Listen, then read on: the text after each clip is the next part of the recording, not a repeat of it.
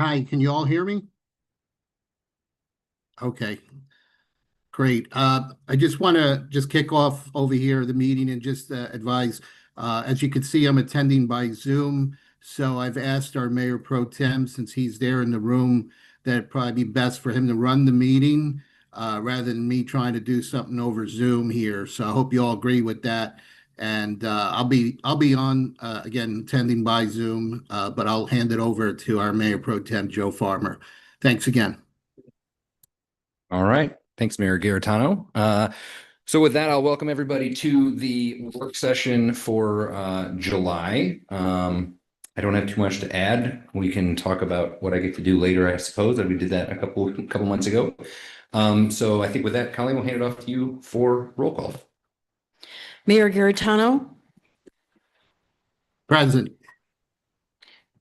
Councilmember Farmer, Here.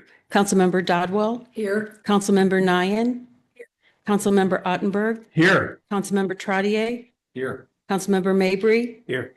Councilmember Wroblewski, Here. Councilmember Preston, Here. Councilmember Marshall, Present. Councilmember McCutcheon, Here. Councilmember Rambo, Here.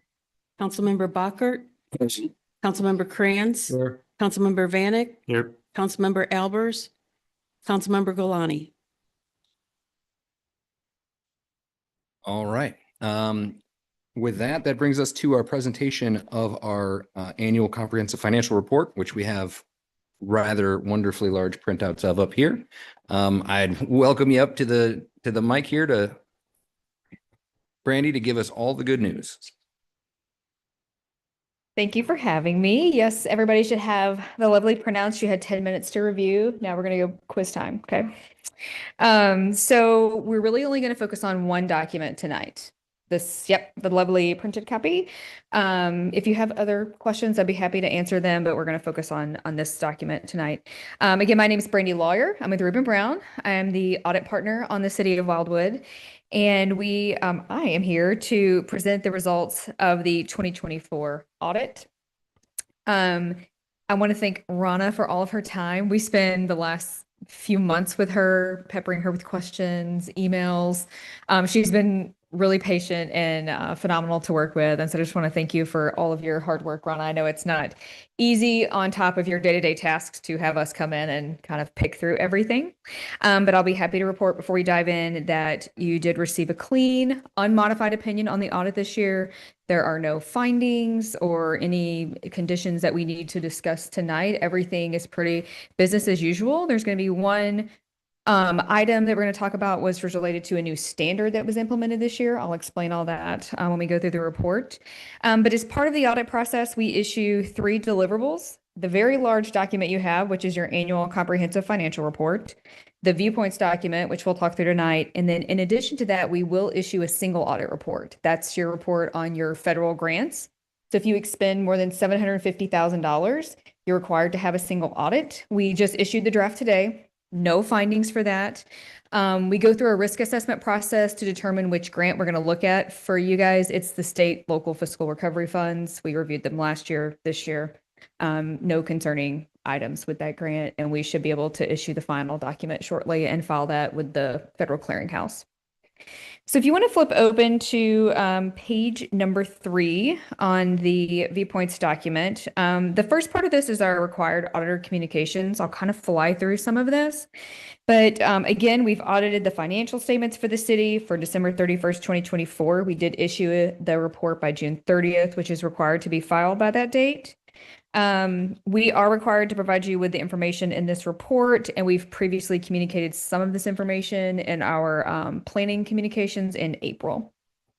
So if you flip to page 4, some of the accounting practices are that management is responsible for the selection and use of appropriate accounting policies. The accounting policies are described in note 1 to the financial statements, which is that large document you have.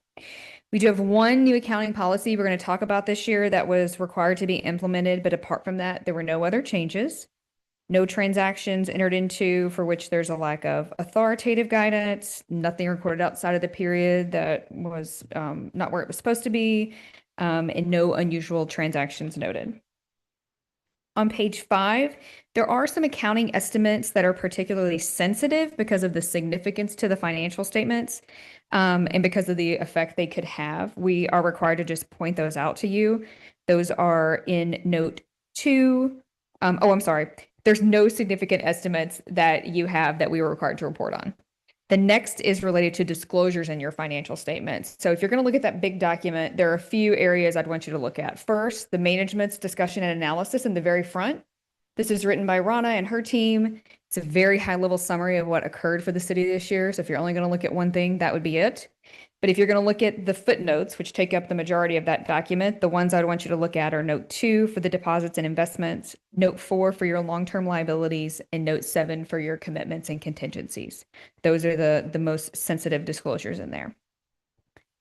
So on page 6, this is where I want to talk about the new standard. So this page can sound a little confusing. It's called corrected and uncorrected misstatements.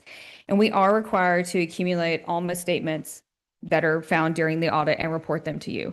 We had no audit adjustments. We didn't have anything that we found that we needed to make an audit adjustment for. We do, however, have an uncorrected misstatement, which may sound strange, but it is related to the implementation of this new standard. It's called, it's the Government Auditing Standard 101, and it's for compensated absences. I'm gonna make sure I get it all explained correctly here. So this is a new accounting rule that changes how governments record your vacation and sick time that employees earn. Before, only some types of time was supposed to be reported as a liability, usually when an employee could cash it out or it was formally approved. So think vacation time. Usually for you, for the city, for vacation time, you earn it. And if you don't take it all when you retire, you get paid out. So GASB 101 changed this a little bit, and now it requires organizations to report all leave that employees have earned and is attributable to work already performed, even if it hasn't been used and it can't be paid out yet. So, but it still represents a future obligation. So think sick time. Sick time is something employees earn, you keep track of, but historically we haven't recorded it because employees don't get paid out for sick time. But you really are going to pay it out as they take it over time. So GASB trying to accumulate all of those liabilities. So with the implementation of 101, we had to now add sick time on. So before we only had vacation time as a liability. Now we're going to have to report the sick time. So Rana pulled some reports for us, just like you have for vacation time. And we were able to add the sick leave earned. So the part about this that's tricky is that with the implementation, the sick leave balance that had been earned as of December 31st, 2023, needed to be added to that liability balance. So there's only 2 ways to do that. 1, you have to restate last year's balance, or 2, you can pass on making the adjustment and just run the number through 2024. And you're allowed to do that if the amount is not material to the financial statements. So that's what we did for the city this year in talking with management and then us reviewing the calculation. We agreed that the amount's not material. And so we ran that number through 2024. So on page 6, this is letting you know that there is about $270,000 of an expense that's in the 2024 financial statements that really relates to 2023. But that's not material. And so we ran it through 24. And this adjustment won't repeat next year. It's just a one-time issue for the implementation. Questions? I know that's a little confusing. Yes, page 12 at the very end shows kind of a table presentation of the adjustment that we passed on.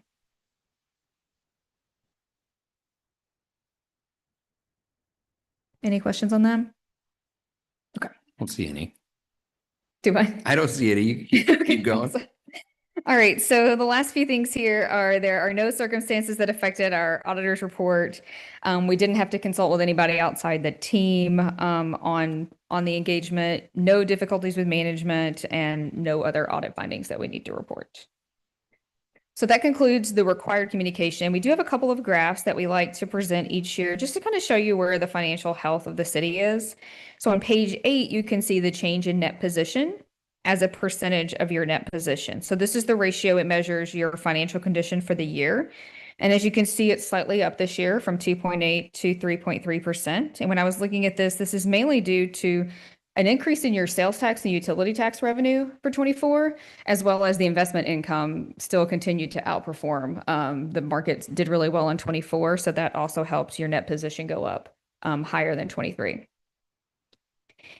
And then the last table is for your unrestricted fund balance ratio. So this is the ratio between your available general fund balance and your expenditures. So if you brought in not $1 in 25, you would have enough available general fund balance to cover 155% of your expenditures. So you would have enough to cover all of 25's expenditures if you spent the exact same in 24 based on where your fund balance lies at the end of the year.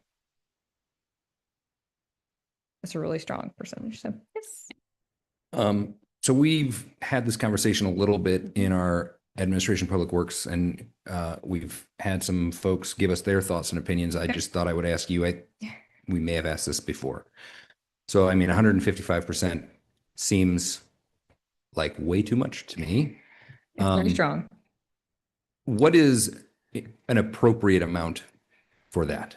I think it depends on each municipality and what your needs and goals are for the city. I know that's not an exact number, sorry. That's okay. I've heard that answer before. Mr. Marshall. Any other cities that you could share with us where their percentages are? I do not have that information on me, but I could certainly look. It could be nice to have if you wouldn't mind.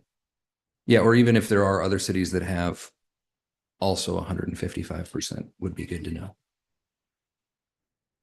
Yeah, or above. I mean, I guess that's possible theoretically too. Anybody else have anything? Mr. Mabry. Thank you. One piece that might be a little more difficult would be which of whatever we have 50 or 90 municipalities now, I never can keep track. Which ones have folded, gone into receivership or gone into default or been disincorporated when they got to a fraction of 100%. And like I say, there may be intentionally no records kept of that, or it might be something that, I can definitely ask. oh, we lost 3 municipalities in the last decade because they went broke.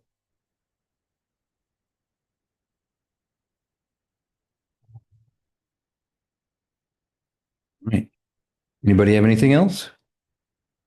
Okay. Thank you for having me. Thank you for coming. We appreciate the hard work. Yep.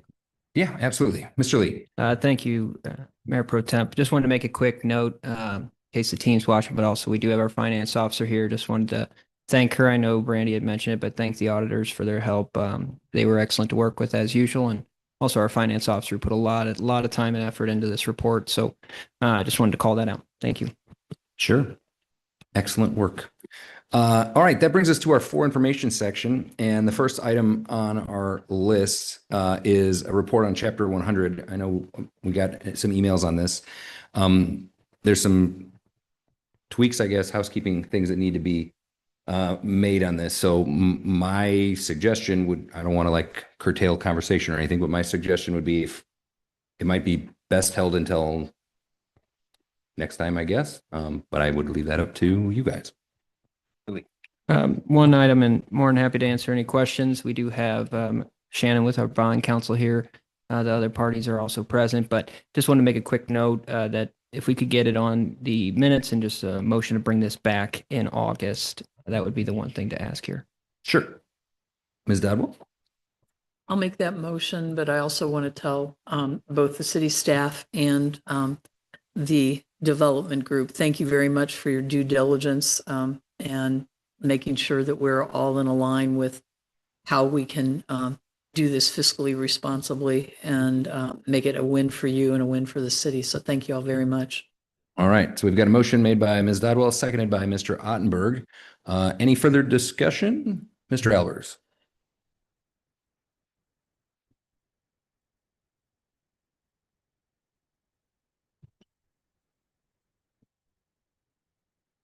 In this case, we only received official responses from 2 of the organizations. We have not received any other communications, but they were welcomed in the letter to come speak at public comment at the regular session tonight. It's usually, the legal date is 20 days after the letter has been received by them. That said, it was more so indicative that it would be submitted prior to tonight's meeting or before, well, pretty much between the June 16th date and now.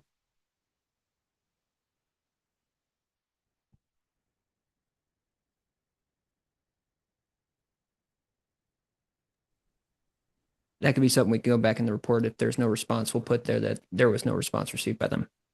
All right, Mr. Marshall. So I'm not sure whether our consultant does this or our finance team does it, but I was interested to see that in 2024, in the attachments of the projects that have been provided, only sales tax was given in University City and only sales tax was given in Olivet. None of the other property taxes were given. So the question would be is, did they have property taxes that they forgot? It doesn't appear, or kept those. So I don't know whether our team could check out to find out, but those two in 2024 were only given exemption for sales tax and not use tax, just for the materials only. So, Yeah, yes, this, your permission, Mayor Pro Temp. Yes, sir. Thank you. This is something that the bond council did put together, but we can definitely confirm that. I think we should confirm that Yeah. and find out. Thank you. All right, Mr. Albers. Can you use the microphone, please? Cliff, slide your microphone down, Down. like towards your face. No, I don't think your This, microphone. this one. There you go. Can you hear me? I was just wondering if we could find out if other communities that have these type of things have used the 100 in the past. Now, some of them have been around a while, like Kirkwood comes to mind, Twin Oaks comes to mind.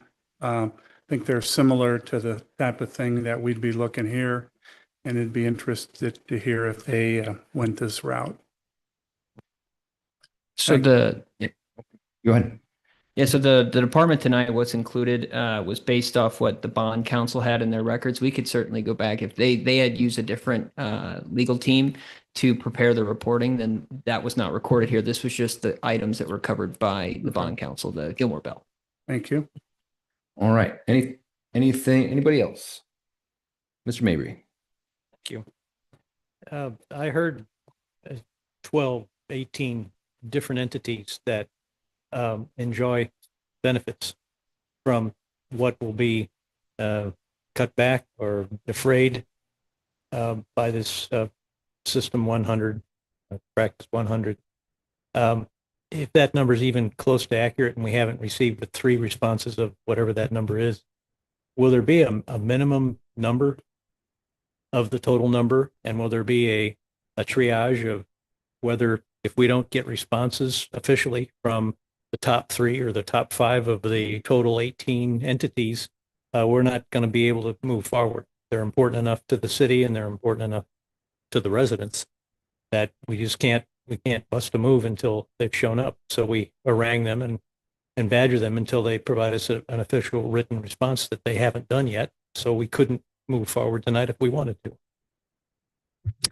I mean, I would suggest that, we probably can't force these people to answer us. I mean, for me personally, as a council member, I would say that, the thought process for me in the conversation that I've had, I know with several other people is, we need to have a clear understanding of the financial impact this means to these other taxing districts, whether they think that that's good for them or don't think that that's good for them. That's okay.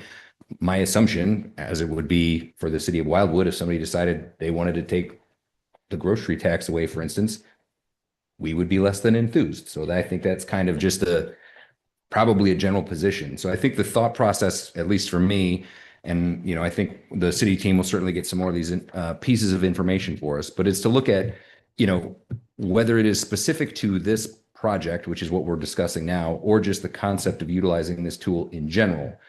Is that a position that the city feels that they want to take, or I guess we as the council feel that the city should take? And so we need to make that determination kind of almost regardless of what the fire department or whoever says, because, as I've said before, I went down to Jeff City to talk to them about, taking the taxes away on food and diapers, which human being I'm in favor of, but as a practicing city person, that would damage us in an incredible way. So that's kind of the direction I would look on this thing. And I think my hope is next month, based on some conversations, that we'll have a lot more of that kind of information so we can kind of come up with that concept as a whole and then understand how to apply that if that's what we're going to do. So that's my position on it. Yes, ma'am. Just real quickly, we've got two alternatives on this particular project from my perspective. Number one, we leave an empty field out here. We take a citizen who's been a member of Wildwood for decades, and his family's been a member of Wildwood for decades, and we remove his opportunity, or we bring in more residents into our town center so that they can utilize the services that we have to provide here. We can maintain the businesses that are currently here and hopefully reduce the empty locations that we have for retail. Number two. Number three, we're following the city charter, which was, this is supposed to be our densely populated area. And so while it's nice to know what's going on in other communities, I want us to continue to look at our community and how we are able to make this a vibrant center for the city of Wildwood. And we've had that field out there for 10 years or more. And I just feel, you guys, I say this every time, but I feel like we need to do everything possible to move this forward. If none of you have looked personally at any of the projects that this particular developer has done throughout the county, I suggest that you go look at them because they are very high-class implementations. I see Mercedes, BMWs, and regular cars. It depends on the individual, but you're not, we need to give younger residents who I run into throughout the county who wish they could move here a place to move because they can't afford a $500,000 to $1 million house that things are going for out here. So let's give them some opportunities and let's work with this developer to get this project moving forward, or all that we have around here is going to be gone in another 5 years because there's not enough daytime traffic. Mayor Garritano, I saw you had your hand up. Do you want to add something here real quick? Yeah, I think it was primarily, and I agree with Councilmember Dodwell. I think we have to look at things as Wildwood first. And, what was being, I think, asked about by Councilmember Mabry regarding other entities. We get sometimes requests from Jefferson City whenever there's a bill being passed to see if there's any kind of impact on Wildwood. And so there are times when we respond, and then there are times when we don't respond because there's no impact or it's very little or minor. So I think too, it's on the entities as well. If they feel like they're going to have a big impact, I'm sure we're going to hear from them. And if they're not taking the time to respond back, I think that kind of tells us where it is as far as a priority for them. So more to come. I think at this point, still work session item, but that's what I wanted to share. All right. So I have been advised by our attorney that we've perhaps stepped over into the debate conversation rather than question and answers. So let's just make sure that we're doing that the right way. Mr. Ottenberg. So I'm not necessarily getting involved in the debate on this topic right now, but I just wanted to add something simply because I'm not going to be here next month. I had an interesting conversation with the city administrator this morning where we talked about the population of our city. And City Administrator Lee, please correct me if I'm wrong, but I think you mentioned that since the 2020 census, the population of our city has declined by, is it about 400 people? The last publication, I believe, was published in 2023. It's an estimate from the Census Bureau, but it calculated at about 34,900 and some change. So approximately 500 folks. Okay. So, and I believe the long-term trend is we will continue to see that population decline. So what that means basically is that as the population declines, we draw less from the poll tax. That's less tax revenue. that's potentially less revenue from the utility tax. It's potentially less revenue from the capital improvement sales tax that we charge here, which means that if something isn't done at some point in time to bring some development into this city, we could be sitting around this dais in about 5 to 6 years and discussing not whether we want to build another all-inclusive playground, not whether we want to build an addition onto the village green, but what road maintenance projects are we going to cut back? Do we want to cut back on our police protection because we no longer have the revenue to support all of the expenses that the city incurs? Because right now, the construction of the reserve and the construction of the housing project up here at the intersection of 109 and 100, those are not going to add enough population to offset the expected decline that we're seeing long term. So I just wanted to throw that out there because, like I said, I'm not going to be here next month. So I didn't want to miss an opportunity. Sure. Mr. Krantz. I got a question about the pilots. Are you the one to answer that question? And that means payment in lieu of taxes. So if one of these taxing districts, like the zoo, does not respond, is there a negotiated fee that they have to take, or do they lose their entire income? No, they will continue to get the pilots that are approved by the city. So what's proposed in the plan, that's what they'll get. So I thought there was a negotiation between the developer and the taxing districts to take less of their tax money. That's not true. It's going to be a fixed setting. Right. I mean, it'll be based on the valuations of the property, but it's based on the percentage that's set forth in the plan. So what kind of percentage is it? Sorry. So if they expect 100% of their taxes, what percentage of that will be reduced? With the mayor's pro temp. Go ahead. I was So just it's 100%, for, the abatement is 100% for 5 years. So the taxing districts will get 0. And this is with the exception of the fire district, which will continue to receive all tax revenue. So the taxing district has no, like, for the school district, $2 million they're going to lose. Is that correct? Based on the numbers, if you're quoting from the plan. Based on the numbers I read. Yes. Okay. So And these are all if this is projections. approved, how much money will the school district get through the pilot? It's a little bit over 500,000 and some change. So 25%? Yeah, approximately. Okay. And there's no negotiating. It's a fixed rate set by the city. The way it's set up right now is that the first 5 years of the program, it would be they would get none, it would be 0, but the 5 through 10, they would have 50% of whatever it's assessed. There's projections now, but it's based off of, say, 5 years from now. If those numbers are off, they're still getting 50% of what it's assessed at. Okay, thank you. Yep. Okay. Anything else before we do our vote to move this to next month? No? All right. Colleen, are you good on our motion? Okay. All those in favor of pushing this next month, please say aye. Aye. Anyone opposed? Any abstentions? Okay, we will continue this conversation again in a few weeks here. Super exciting. All right, up next, we've got a number of different items. I don't know that we need to go through each one individually unless anybody has a specific question, or any of our department heads, or Tom, you wanted to bring anything out individually?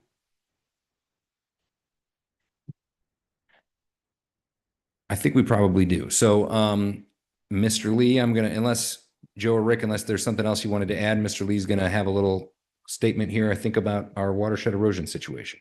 Yes. That's all right. Thank you, Mayor Pro Temp. Just wanted to give a quick update. I know we had discussed this at our Administration and Public Works Committee meeting, but I wanted to reemphasize just for the full council, but also was shared in the email that was sent a couple weeks back. The Governor of Missouri, once again, line item vetoed our request for funding mitigation funding this year. In that case, it's left us with 300,000 that we do have budgeted for fiscal year 2025. And then that said, it is a little discouraging. We've submitted quite a bit of documentation and worked with them, but we've kind of reached a fork in the road, and we're providing more info reports tonight. But just to kind of get the idea we're working on in Administration Public Works Committee is that we would start kind of consolidating and move towards one direction. Right now, we have multiple projects on the board. We were hoping to get this additional funding because that would have let us chip away at either the Evergreen Forest Creek Restoration Project or the Highlands Project.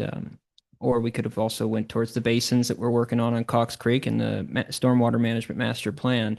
The department's looked at a couple different funding mechanisms that we could utilize, but overall, we've kind of come to a, almost like I mentioned, it's a fork in the road where we're going to need to determine a project to maybe set on and be able to maybe sell that project to the public too, as, hey, this is what we can do if we're able to really dig in on this issue. But if not, I mean, we're going to go back, if we go back to the state again, there's a good chance that we're going to reach the same result and have the veto occur again. We thought with a different governor that this could have worked this time. We were indications at the beginning of the process that, hey, just bring this cost down a little bit and offer a good match. And this year we actually offered 100% match. So we were willing to say, hey, we'll put 250 towards a project that you'll also contribute 250 towards. And that is going up from last year, which was 300 at 40%. And the year before that, it was actually at 500, and we only offered 25% at that time. So in this case, we've gone up each year and lowered our request down each year. And we've also gotten a new governor. This time was actually even harder than the other 2 years. We didn't have to do a match in either of the other years. And we actually had a situation within the Missouri Senate, that they removed our line item from consideration, and then it was re-added during the Budget Conference Committee. So overall, it does take a decent amount of staff time to consolidate the reports, answer requests from these state legislators. We have not gotten too much activation from our state reps, so it's been a little difficult to get the message across. That said, we're kind of at a point where we may need to either go towards an alternative funding line. So going to different grants, we could potentially also look at doing a master plan just for Cox Creek, which we have quite a bit of data for. Tonight, though, we wanted to present this as, we're kind of at that fork in the road. We have a couple projects in queue, and we, with the help from actually our Watershed Erosion Task Force Chair, Mayor Pro Temp, we put together a priority scoring matrix for some of these projects. The idea would maybe be to run it through the hopper and see which project kind of floats to the top. And then start working on it, trying to get at least one project out the door. We do have funding set aside this year, 300,000. The problem with that is both the Highlands and the Evergreen Forest, which seem to be the little bit more of the lower hanging fruit. They're both over north of 500,000 last estimate shows. So we don't necessarily have enough to push out a full project, but maybe it's something where we can complete the engineering on a few of them and have them shovel ready. But wanted to get feedback tonight and answer some questions. But as mentioned, projects that we have in the hopper, the Stormwater Management Master Plan. We have our Basins Project, which seems to be one of the most fulfilling projects potentially, is that it's actually going to reduce the velocity, at least studies show, in the creek itself, which then should stop the undercutting that is occurring. That is occurring, said 40%, I believe, if I had to check the data, but 40% less velocity that's going into the creek. And then also we have the Highlands and Evergreen. Quick note on the Evergreen, we do have that in MSD's plans for 2026. The Highlands is too. It's going to be a little bit further out, but that kind of brings the question: time is not of the essence with this issue. So wanted to answer some any questions, but also provide some feedback. Yeah, I'll get one sec here. I just wanted to add a little bit of context to this too, because I'm the chair of the Admin Public Works Committee and the Watershed Erosion Task Force. So I get this from all ends, it seems like. But I do want to say on the record that one of the reasons, the primary reason that our funding was pulled originally out of the Senate was because the citizens of Wildwood are perceived as too wealthy to receive funding. And while that, I guess, is a nice thing to hear, it did leave a little bit of a bad taste in my mouth for a while. And I have sat with this for quite some time, and I started looking at some different items, and I started realizing that even looking in our report from our wonderful financial people, we have our list of priorities in here, and as stated here, the watershed is number 3. But I would suggest, and we started having this conversation in earnest in the admin PW committee, that I think as a city and as a group here, we really need to look very hard at ourselves in the mirror and how we are funding certain things. So while was hopeful that we were going to get $250,000 from the state, I did not expect that to happen just because that's usually how it works. But I also I started thinking about it, that I'm not sure it's really appropriate that, in our capital improvement budget, we have $500,000 for a pickleball court, but we can't afford to fix our watershed. That seems crazy to me. We spend several $1,000,000 on state road projects and county road projects. These people are not coming here to help us with our watershed, which, while we control the watershed, is also not really our problem. Half of this is MSD's problem. So we're kind of in this very weird place where MSD just got a new tax. We don't know fully how that's going to come together, but we think that it's going to bring us about $300,000 a year that can start doing some projects. We've invested an enormous amount of time and energy and money into studies that tell us if we retrofit retention and detention basins and possibly add a few more, we could take 50 to 75% of the pressure off of at least Cox Creek. And then it makes sense to me, although I would defer to some of our scientists in the room here, that I don't know why, if that works in Cox Creek, it wouldn't work in the other creeks as well if we expand what their retention and detention can be. So that might be a direction that we look. But I do think that as we started breaking down our capital budget and different things, we really need to take a very hard look at some of these items and figure out as a body here what our actual priorities are, because what we're saying is important is not always what we're executing. And we're trying to lean on people that, while I believe it would be in the state's interest to help us, it's partly their thing. I think this should be a federal, state, county, and municipal thing, bordering onto some homeowners. But right now, we can keep kicking this can down the road all we want, asking for less and less money from the state, which is not going to come.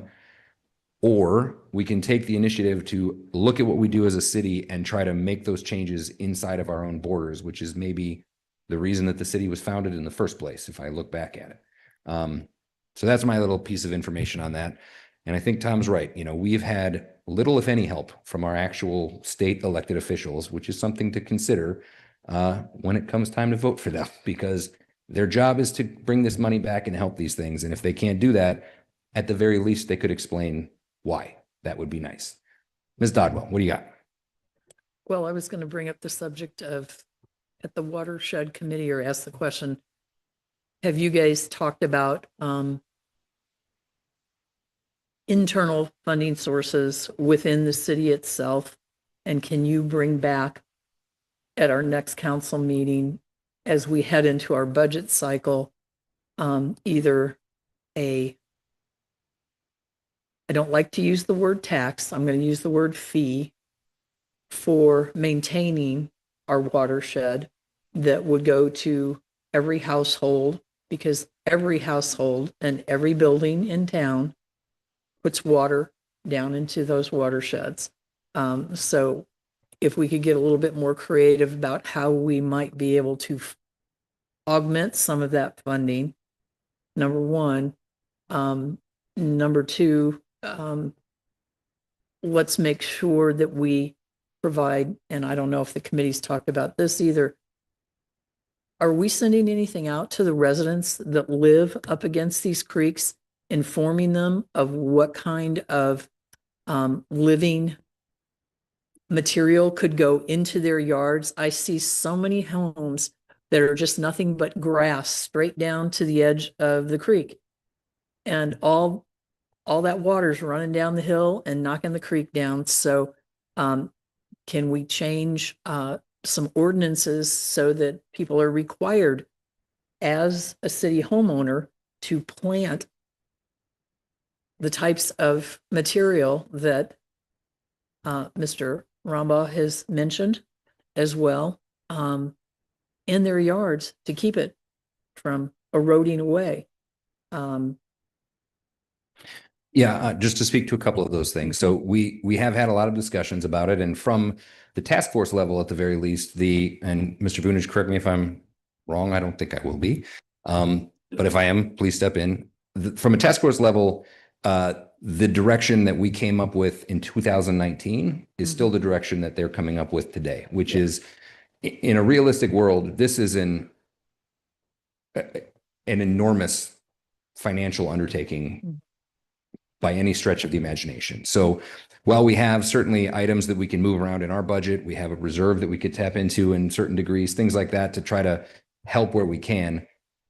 In my opinion, as someone who's studied this for a long time on this thing, our watershed and our park systems are going to require a regular injection of funding. That's just the only way to say it. So, you know, nobody loves paying taxes. We're having different conversations about taxes in different areas. But the truth of the matter is, you know, most other municipalities, specifically municipalities, I would say that are similar in demographic to our city, have these kinds of parks and stormwater taxes.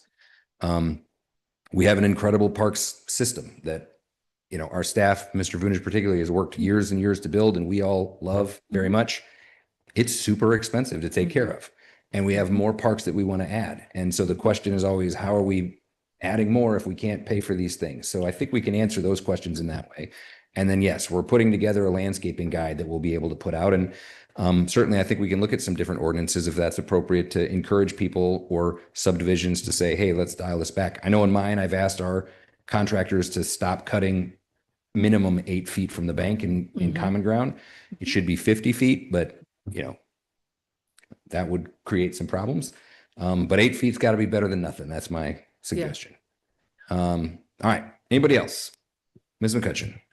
Yeah, at the very beginning of the task force, we did have a planning guide that we sent out to residents, not citywide, but that we did. And hopefully they'd utilize some of that information. And I agree with most of the things our Mayor Pro Tem had to say. We've both worked on this issue. He's been more recently than I. I really agree. We're not going to get any money from the state, especially not as a line item. It's just not going to happen. I know I shouldn't say this, but if you bury it in another similar bill, it may make it across the finish line. But as a line item, it's just not going to happen. I don't think ever will it happen as a line item. We do have some residents that are in dire straits, and it's the two groups that our Mayor Pro Tem just mentioned. What I'm wondering, I know I was talking to our city administrator, and he was talking about MSD start working on Evergreen in 2026 and 27, and then the other project in 27, 28. Is that correct? That's the sort of generally stated idea. Yeah. So what I'm wondering is, can we take some of the 300,000 that we have, start the shovel ready process, and then just like we often do is just flip it, then take back and put back in what we use for the shovel ready. Is that possible? Could you repeat that? So you're saying that we would pay for it? Oh. And Yes, then they so come back and reimburse it. we were, and Mr. Vunish, you can correct me if I'm wrong here, and Mr. Brown, but I believe that we actually were starting to design this thing and they came back and did not take our advice on it. Then I don't think that anything came from the discussions we had. That was the idea, was maybe we could do it because we could be a little bit more agile, and then they would pay us back and nothing came from it. So By nothing came from it. Do you have meetings, conversations? This thing with Evergreen specifically, Joe, correct me if I'm wrong, was pretty far down the line. We had we knew how we wanted to do it. When the tax passed, MSD came in and said, this is the project we're going to do. And our staff said, great, here's the plan we've come up with. This should help you. And they were like, no, thanks. We're going to do this our own way. And then we offered to say, how about we'll do it because we can do it right now and you guys can pay us back or do something else. And the answer was like, nope, we're going to do it the way we want to do it, which is also unsurprising from our partners at MSD. Of course. And I totally agree. I've never understood why we put Wildwood's funds into state projects like on the highways, our county projects. I know we have asked MoDOT in the past to help us out, especially with safety issues. They always refuse. It's a state highway, MoDOT. It's responsible for the state highways, not Wildwood. And we're not responsible for county. St. Louis County is. And I agree with you. I think we need to readjust the way that we look at things and use Wildwood funds for Wildwood and for Wildwood's residents and projects, and not for the city and the state. All right. Anybody else? Mr. Marshall. So I guess my question would be is, since we have an idea of the priorities of the projects, would it be possible for our next meeting to have that laid out to say, okay, here's the $350,000 we have. Let's move now. We'll worry about where we get more money next year. And I kind of agree. I don't think we need to expect to get anything from the state or the county. And then the only question would be, is there any leverage that we as a city could do with MSD? I mean, they're a board, they're taxing, so maybe there's a level there that we could communicate with, but that's the motion would be to move forward with the money that we have budgeted and to set a priority. And then as we get into next year, we can go back and look at where can we pull that money in order to do it. But I just think, at least my experience in over 20 years, we keep talking about it and it's not getting any better. And we keep thinking, well, maybe someone else will fund it. I just think we need to do it the best we can do it and communicate that with the people when that's how we're doing it. So I would like to make the motion, if possible, whether that comes out of the task force or from staff, that we present a priority list using the money we have budgeted this year and kind of laying out where we go from there. So in this case, just to clarify, so this, under the motion, it would be to bring back what we already have. What can we get done with the 300,000 practically? Okay. Yeah, I mean, we talked a little bit about this. I think we got a pretty good idea of that, so we can for sure do that. And then we could move forward in July or August, I guess. Yep. And not wait until January. All right, Ms. Dodwell. All right. So we have a motion by Mr. Marshall to bring a report back on what we can actually do next month, which will be exciting. Seconded by Ms. Dodwell. Any conversation or discussion on the motion? Okay. All those in favor of bringing a report back next month on what actionable items we can look at, please say aye. Aye. Anyone opposed? Any abstentions? Okay, excellent. Any other items in our for information cluster here that anybody wants to? Yes, sir. Mr. Ottenberg. I have a couple questions regarding the report to the council regarding gates and obstructions over public roadways. Okay. So there was a spreadsheet that was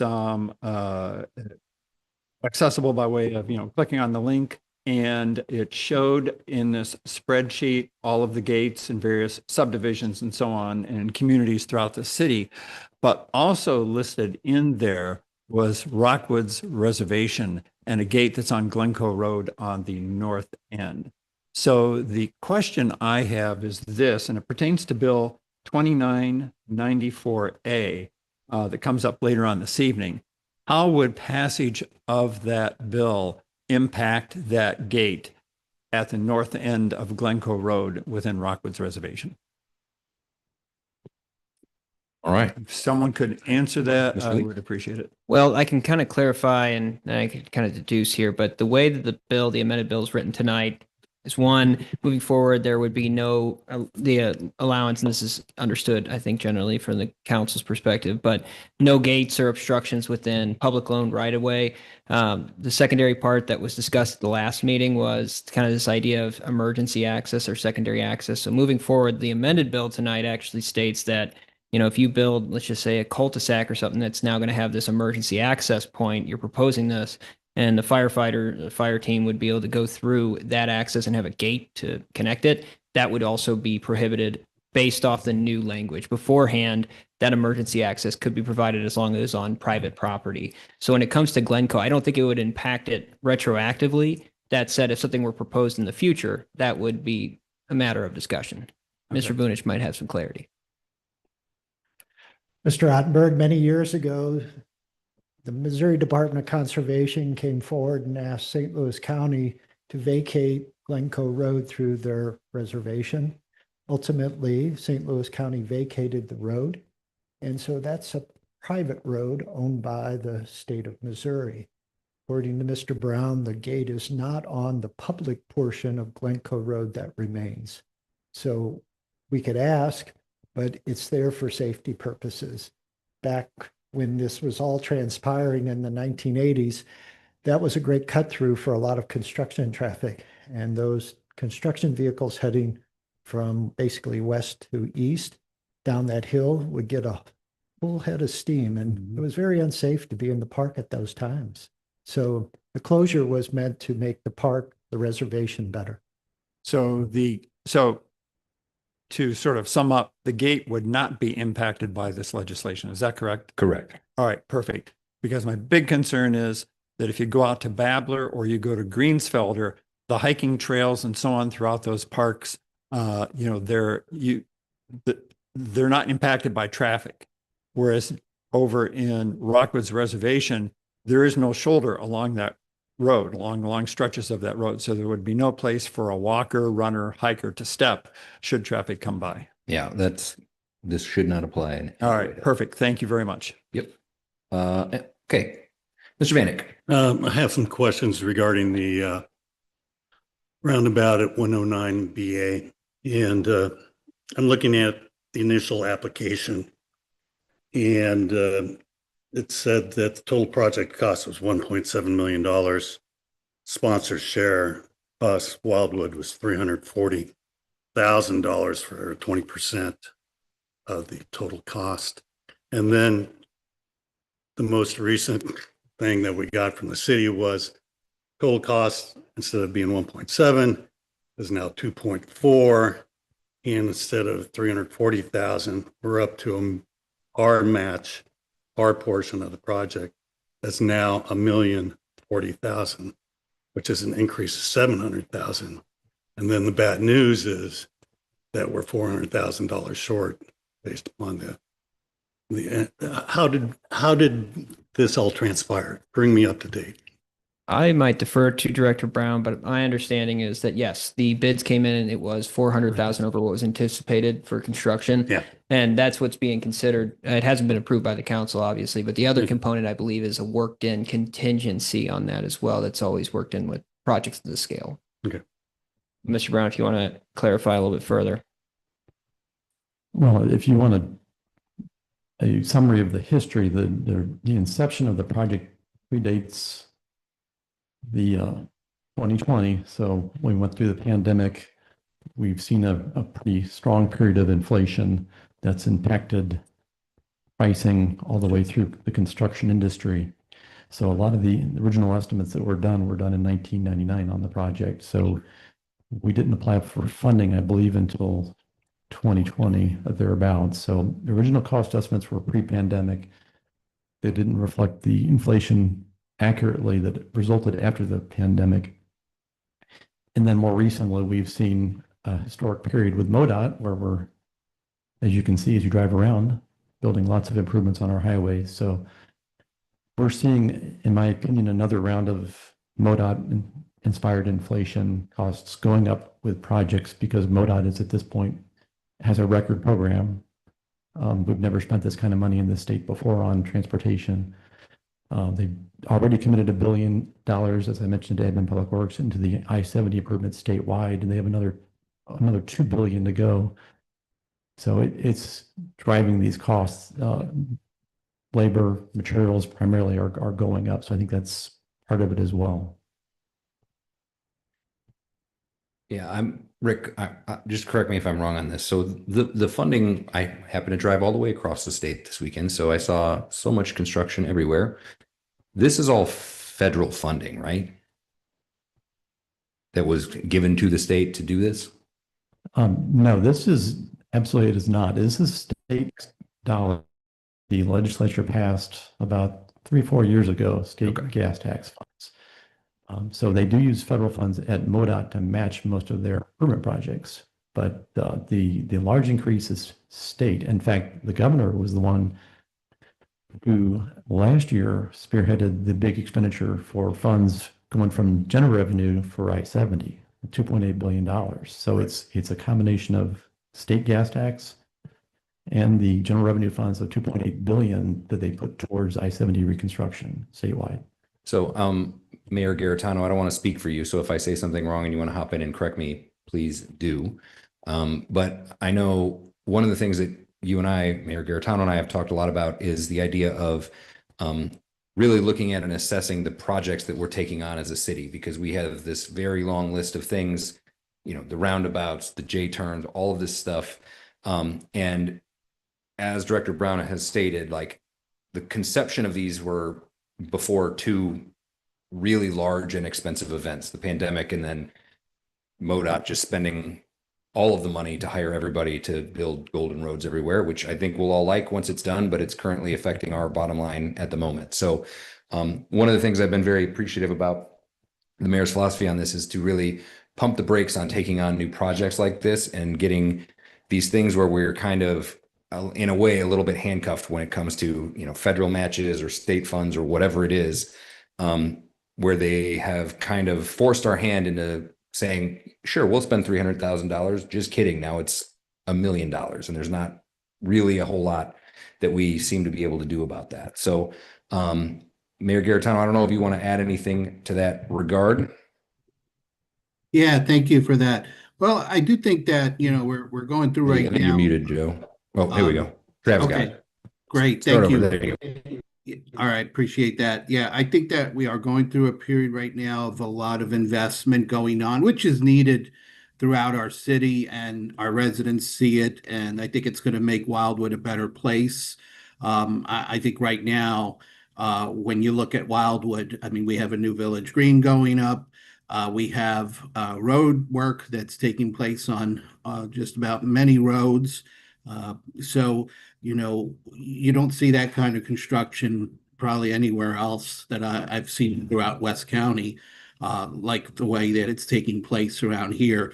But I think after we get through this phase right now, I think it might be a good point in time for us to kind of fine tune where we want to focus our investments on. And, you know, I think from an infrastructure perspective, we will have covered some of the big roads, you know, that we've done through the work taking place now. So we probably can focus more on what Wildwood owns, you know, our parks, our trails, the amenities that we can control more.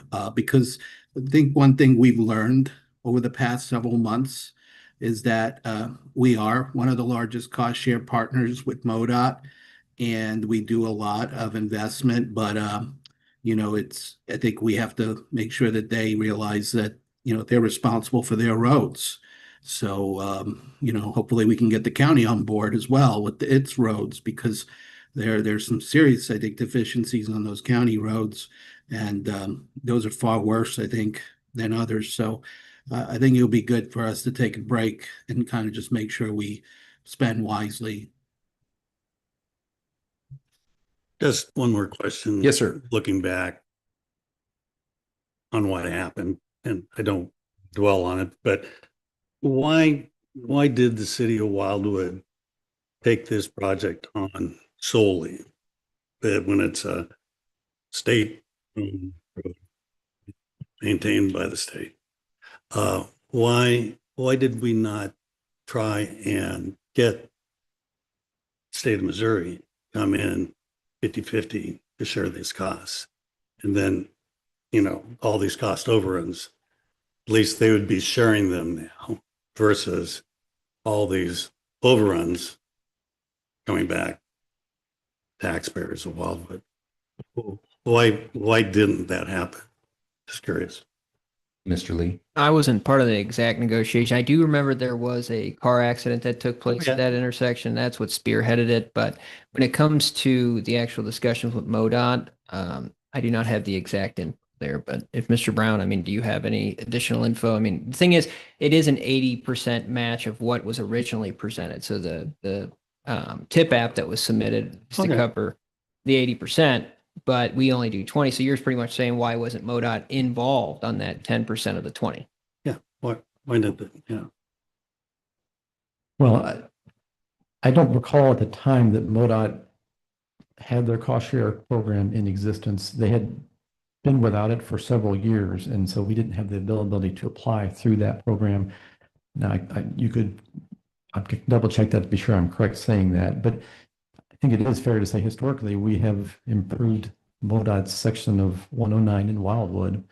The 4-laning and the roundabouts were constructed through a combination of state, local, and federal funds, and we took advantage of federal funding programs such as this, as well as the state cost share funds when they were available. So it's been a combination of things, and there's been a willingness on the part of the council to invest in Route 109 and Route 100 as well, as we're doing right now. So it was a strategic decision, I think, of the former council in place at that time.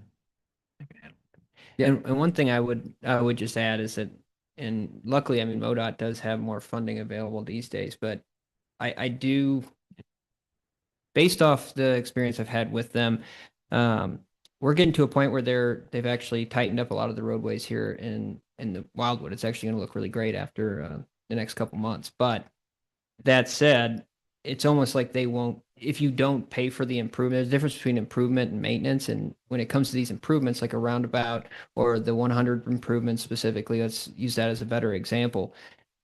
They most likely just wouldn't have done it. And at least with the 100 project, I don't even know if they would have resurfaced it in the timetable that was provided unless we would have come in and matched it. So it's almost like if the road gets into such a deteriorated state, the city almost has to offer something for them to even give us the attention. It's perception, but that's something that I observed. That is a good description of that. Yes, ma'am. So can you tell me what the difference is, the cost differences between an electric stoplight and a roundabout? And is one more effective than the other, or are they equally effective? Well, you could probably there probably has been more than one PhD dissertation done on that very thing, Councilmember McCutcheon. They both have advantages depending on the circumstances. And it's hard to do always an apples to apples comparison of the two, but both can be effective. And in some circumstances, generally the upfront cost can be less on a signal, but the long-term costs when you factor in the electricity and long-term maintenance on a roundabout can be reduced over time. So there's a lot of advantages for roundabouts. There's sometimes advantages for signals. It just depends on the situation at hand and what the goals are of the project. Can I follow? Sure. And so what's your feeling on the 109 and BA roundabout? Which do you feel like would be the safer, less expensive approach? Well, we've implemented roundabouts, as you know, fairly extensively, working with MoDOT on Route 109, and by and large, they have borne out that they reduce crashes and are safer for that reason. Traffic signals usually increase crashes. They don't decrease them, they increase them. They do change the type of crashes. They may be less severe than had previously occurred, but if you look at the highest crash location we have in Wildwood, it's Taylor Road and Main Street with a traffic signal. So a lot of times we do see the crashes lessened when you put the roundabouts in. Is that because the traffic count is higher on Taylor Road and 100? Certainly that is one of the higher locations by traffic volume, and it probably is higher than 109 at BA. But I think my point is accurate in saying when you install a traffic signal, you increase the crashes at that location. That's the fallacy that the public doesn't understand. You increase the number of crashes, you don't decrease them typically. Thank you. Thank you. Ms. Dodwell. I just want to speak a little bit on the roundabout issue along 109. If you look back before those roundabouts went in, we used to have traffic lined up in the morning and in the evening from 100 all the way past BA over the hills, rolling down 109. Now we have people moving smoothly down that roadway. So I think that was a good improvement for 109 in that regard, so that it can keep traffic moving and we don't have individuals sitting, waiting for a stoplight to change. Okay. So looking at the clock, it is 6:33. So we're a few minutes into our main meeting. We have a couple more action items left, which I don't think will take too much time, but I think it's probably best to shift those towards after our main meeting. So if somebody would care to make a motion, Mr. Albers will make a motion to, I guess we'll put this work session into recess, right?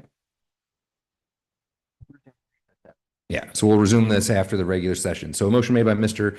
Albers to put a pause here on our work session, which we'll come back to, seconded by Mr. Ottenberg. All those in favor, please say aye. Aye. Anyone opposed? Any abstentions? All right. If you guys don't mind, if we could take a quick 5-minute break here to hit the back here at 6:40 to start the main meeting.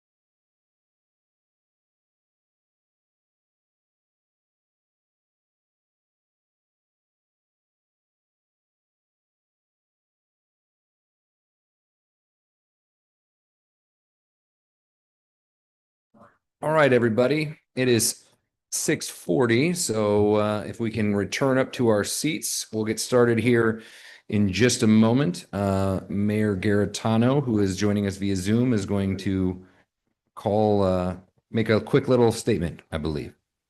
Thank you, Mayor Pro Tem Farmer, and thanks again for everyone joining and participating in tonight's meeting. I just want to restate what I said earlier at the work session, that I am attending by Zoom tonight, but for convenience and I'm sure ease of everyone in the room, I've asked Mayor Pro Tem Farmer to run tonight's meeting so that it would be run more efficiently. So thank you to Mayor Pro Tem Farmer, and thanks again to everyone for being here this evening. All right. And with that, I welcome everybody here to the main session. Ms. Loback, Martin, please call the roll. Mayor Garritano, Present. Councilmember Farmer, Here. Councilmember Dodwell, Present. Councilmember Nyan, Councilmember Ottenberg, Here. Councilmember Trottier, Here. Councilmember Mabry, Here. Councilmember Roblewski, Here. Councilmember Preston, Here. Councilmember Marshall, Present. Councilmember McCutcheon, Here. Councilmember Rambo, Here. Councilmember Bockert, Councilmember Kranz, Councilmember Vanek, Here. Councilmember Albers, Councilmember Galani. Right. With that brings us to the Pledge of Allegiance. If you are comfortably able, please rise and we'll say the pledge.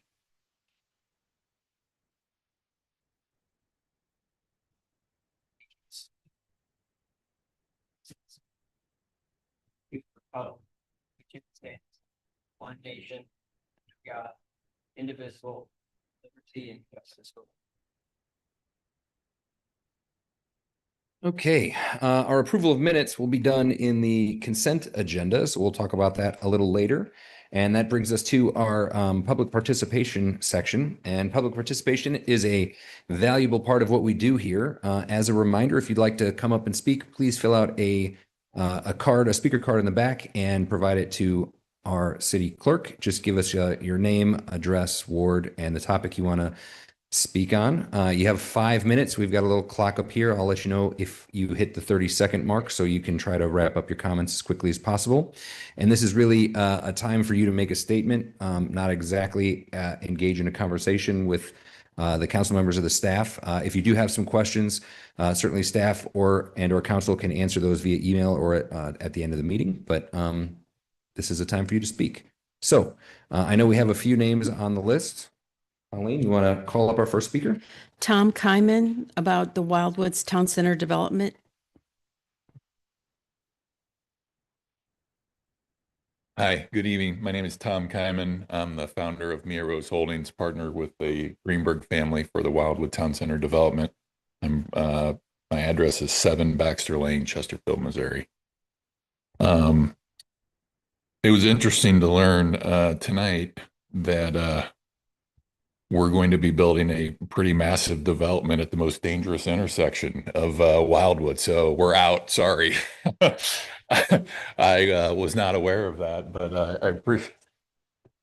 Okay. Main Street and Taylor is just fine. Like mic drop, we're out. Sorry. But it was also interesting to kind of, I had some prepared remarks. I respect that the meeting's getting pushed till next month, and hopefully we'll be able to talk in work session then and engage in some more back and forth. I know there's lots of questions, and we're here to try to provide as many answers as we can. But one of the themes I've kind of heard from the work session tonight is all the other entities putting themselves first and Wildwood being put to the back. MSD, state of Missouri. And I kind of think it's just time for Wildwood to put itself first and to make some decisions on our project specifically that put the city first, that bring forward a pretty amazing development. I mean, it's something I'm going to be extremely proud of. I know Ed will be very proud of it. Our whole team will be.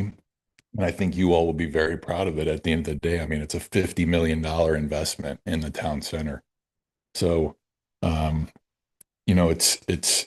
it's going to be, premier luxury living, but it will cater to folks that can afford $1,200 a month up to $2,800 a month. There's going to be a wide variety of folks and a wide variety of square footages of folks that can live at the facility. And it's also going to have 7,000 square feet of retail, and we're going to try to attract a premier restaurant. And the whole development is focused on activating the town center. That's the whole purpose. Try to bring as many humans as possible to the city, to the downtown, to the retailers. And that's why you look at this, it's from a public-private partnership. We're going to spend $50 million to try to bring that activation to the city to be a good community partner. The request on the Chapter 100, it might be a little painful for the first 5 years for some of the taxing districts at the 0% that they would receive. But after that, we're creating a tremendous amount of value that they will then start to participate in. Right now, Ed might be able to correct me, but I believe the parcels create a taxable situation of $45 a year. Let that sink in. $45 a year is what the taxing districts currently get and have gotten for the past 20 years. We're going to spend $50 million, and I'm going to sign on a $35 million loan, and we're going to bring $15 million of investment. And it's going to create, at the end of the day, all those numbers are projections, but the tax burden on that property will be, $400,000 to $500,000 a year that those then taxing districts will be taking 100% of. So it really is, when you look at it, it's less than 6% of the total cost that we're requesting to help offset. And the one thing I also heard from the meetings today is everybody asking why things cost more now. This is by far, unequivocally, I've been doing this for almost 25 years. Interest rates are the highest they've ever been. Costs are as high as they've ever been. It's extremely difficult to pull projects like this off. And that's why you see just down the street, the Mila in Ellisville also received Chapter 100. These projects are very difficult to pencil. You can't finance them with a normal bank. You can't raise the normal equity without some type of public 30 seconds. I'll be back next month. Certainly willing to engage in all the back and forth dialogue and be, as transparent as possible. I've met with the school district twice. I actually just had a phone call with them today with the superintendent of schools and their CFO. So they are not opposed to the project. And I will certainly have more details that we can kind of go back and forth with my conversations with them. So appreciate the time. Awesome. Thank you. Who's next? Mike Faulkner, Bill 2995. Mr. Chair, members of the City Council, Mayor. For the record, my name's Mike Faulkner. I'm Vice President of Sterling Engineering with offices at 5055 New Baumgardner, St. Louis 63129. I'm here tonight on behalf of Cypress Real Estate to request the board for a second reading on Bill 2995 so that we can close on that property with the owner, Mr. Slimper. Noted. Thank you. Yep. All right. Who's next? That's it. All right. I don't see anybody online. Travis, you got anybody online? Okay. Well then, with that, we will close our public comment section. And that brings us to our well, actually, I'll do a quick announcement real quick, and then we'll do our public hearing, Joe. For those of you in the room or watching that don't know me, my name is Joe Farmer. I'm the one of the council members from Ward 4. I also serve as the mayor pro tem. This evening, I'm filling in for Mayor Garetano, who's joining us via Zoom. And just to give anybody who is concerned a little heads up, as mayor pro tem, although I officiate this meeting, I don't have any extra powers. I guess if Joe's on Zoom, he could break a tie if there is a tie. But I just vote as a normal council person, so I don't have anything other than reading this agenda and trying to steer us along this thing. So with that, Mr. Vunich, I'll invite you up. We have looks like we've got a public hearing this evening. With deference to the city attorney, do we need to read the entire script that's associated with this particular item? No, sir. Thank you. Mr. Mayor Pro Tem and members of City Council, this particular item relates to the annual allocation of community development block grant funds to the city of Wildwood.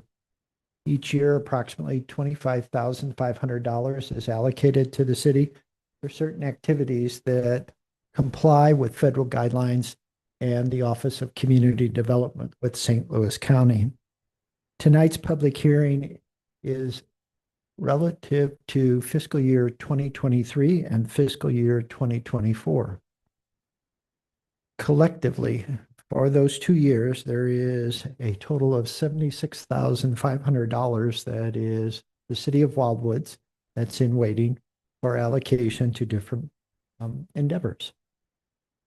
We receive more money than we can spend in a typical year, so that's why there is this kind of reserve that's been built up. And the Office of Community Development has asked that we hold the public hearing and kind of move forward as quickly as we can.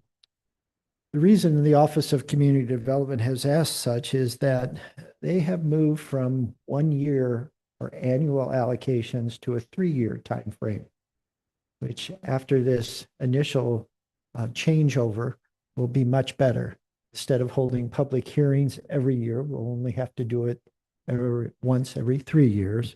And there has been a substantial change in personnel and responsibilities at the Office of Community Development. And they're trying to come still out of that post-pandemic period and try to get things allocated and their records up to date. So tonight, the department is presenting to you a recommendation that fiscal year 2023, that $25,500 of available funds be allocated towards senior programming. And in fiscal 2024, $51,000 be allocated to 2 programs, one being $36,000 towards senior services and the remainder, $15,000 to ADA park improvements. This may sound familiar, the latter of the two, because on April 14th, we did a public hearing and the city council authorized the $15,000 for ADA improvements at Community Park. But again, as I mentioned, the Office of Community Development with St. Louis County is trying to basically get everything allocated and their records up to date. And so they've asked that we do this one more time to ensure that we are in compliance with all components of federal and county regulation. If there is anyone that would like to speak on these particular matters tonight, besides City Council, there is a sign-in sheet that's been taped to the table back by the entry into City Council chambers. The department would respectfully ask that if anyone wants to speak, that they sign in.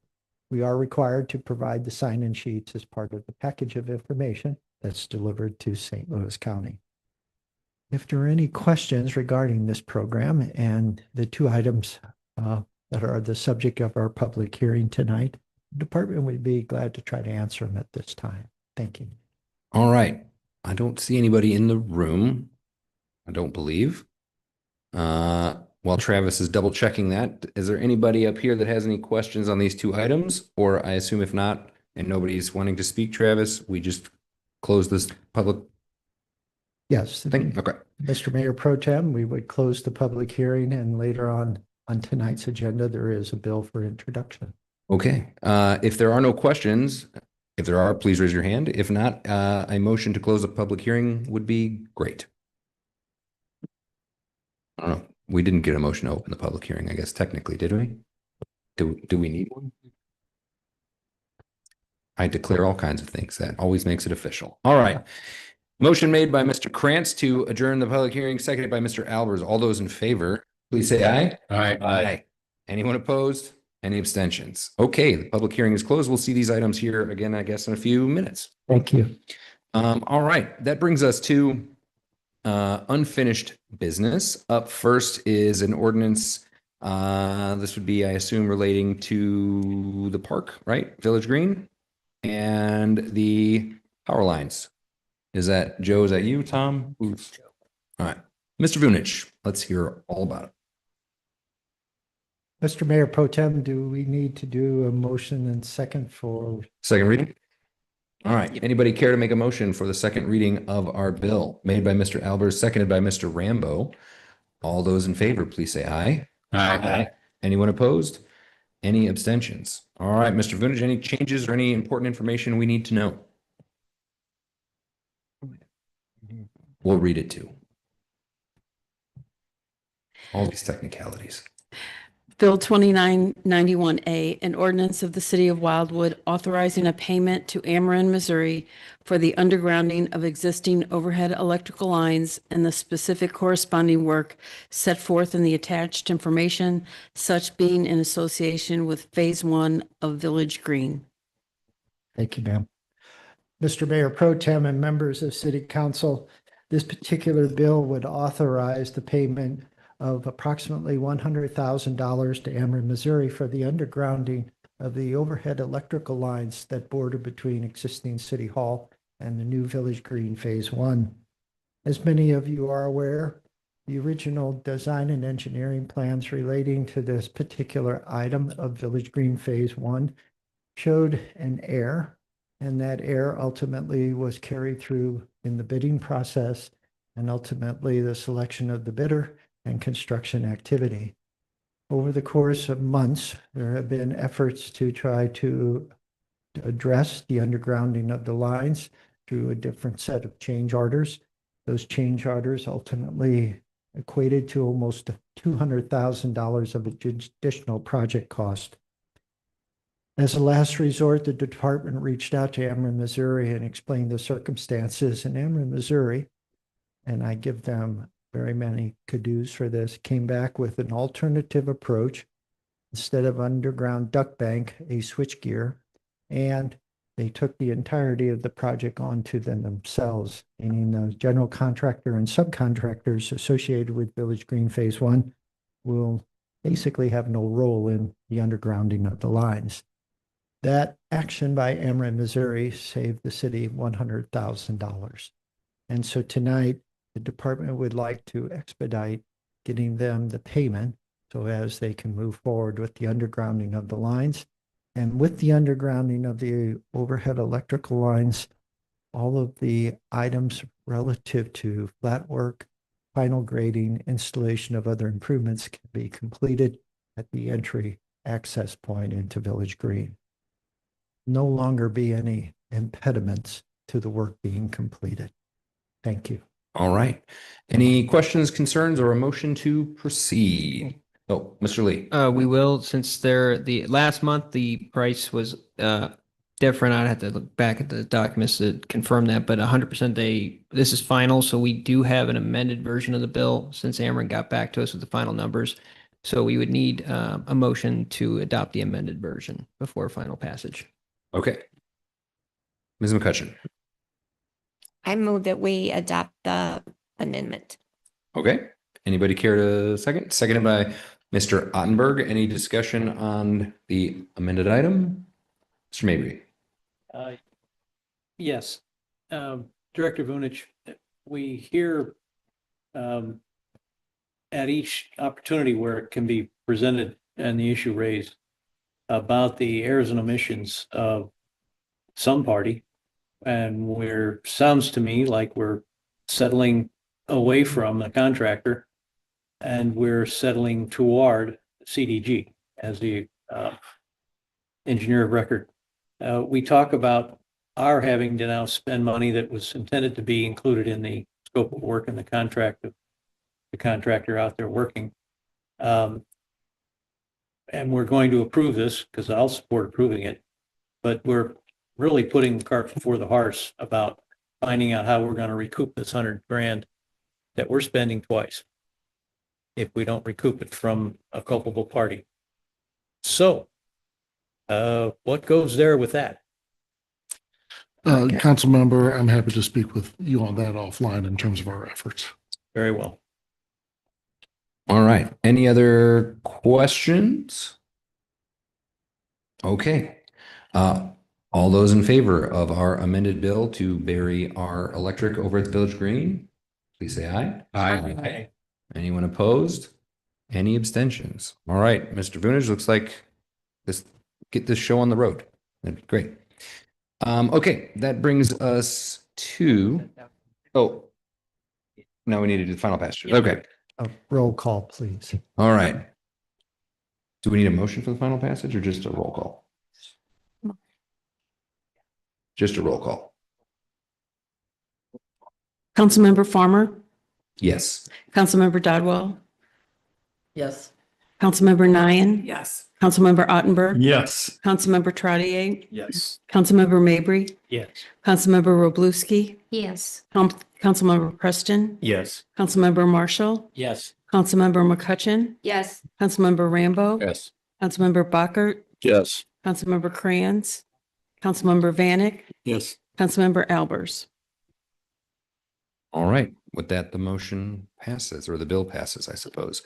Okay, that brings us to Bill 2994A, which is also an amended item, as I have been instructed by our attorney, in reference to our obstructions and street access things. So if there's a motion to read our bill, we can start that. Made by Mr. Backert, seconded by Ms. Dodwell. All those in favor, please say aye. Aye. Any opposed? Any abstentions? All right, Colleen, let's hear Bill 2994A. Bill 2994A, an ordinance of the City of Wildwood, Missouri, amending Section 315.170.b of the Code of Ordinances of the City of Wildwood, regulating obstructions, limiting access to streets and roadways to prohibit obstructions over or upon public rights-of-way. Okay, any questions or concerns on our amended bill? Or Mr. Young, is there anything you want to add in context to last month's conversation at all? Just by way of summary of the amendment, at the last meeting, we were asked to remove any authorization for emergency accesses to public rights of way. Those have been removed. We've included or retained the provisions about gates on private roadways and streets per the council's direction. All right, any questions or concerns? Which is Mr. Lee. Thank you, Mayor Pro Temp. Just wanted to note on this one as well that we would need a motion to adopt the amended version, so we wouldn't proceed with the non-amended version. Yeah. If we are accepting of the changes that were just discussed by the city attorney.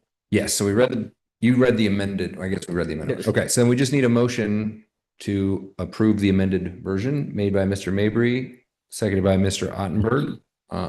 Roll call vote on that one, I assume? No. All right. All those in favor, please say aye. Aye. Anyone opposed?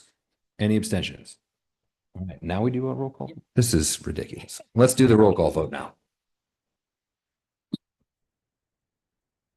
Councilmember Farmer, Yes. Councilmember Dodwell, Councilmember Nyan, Yes.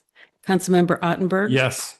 Councilmember Trottier, Yes. Councilmember Mabry, Yes. Councilmember Roblewski, Yes. Councilmember Preston, Yes. Councilmember Marshall, Yes. Councilmember McCutcheon, Yes. Councilmember Rambo, Yes. Councilmember Bockert, Yes. Councilmember Crayons, Yes. Councilmember Vanek, Yes. Councilmember Albers. Okay, the motion passes, or the bill passes. That brings us to our new business, and we've got a number of new business items. Unless anybody has anything specific they'd like to call out, I think it might be a good idea to, do we need a motion to read them all in mass? If anybody would like to make a motion to read them in mass, we can do that unless there's something specific somebody wants to say. All right, motion by Mr. Backer, seconded by, No, not second. I want to call something now. okay, what would you like to call out? Bill 3000. Bill 3000, okay? So then we will do Bill 2995, 96, 97, 98, and 99. Mr. Backert, that good for you? Perfect. All right. Anybody care to second that? Seconded by Ms. Dodwell. All those in favor of reading these bills in mass, please say aye. Aye. Anyone opposed? Any abstentions? All right, Ms. Lobeck, get your reading shoes on. Let's hear some bills. Bill 2995, an ordinance of the city of Wildwood, Missouri, approving a lot split plat for the division of a 5-acre tract of land into 2 lots, each being located on the east side of West Avenue, south of Manchester Road, and generally in the north half of the northwest quarter of Section 12, Township 44 North, Range 3 East, and to be hereafter known as Ashley Grove Lot Split Plat.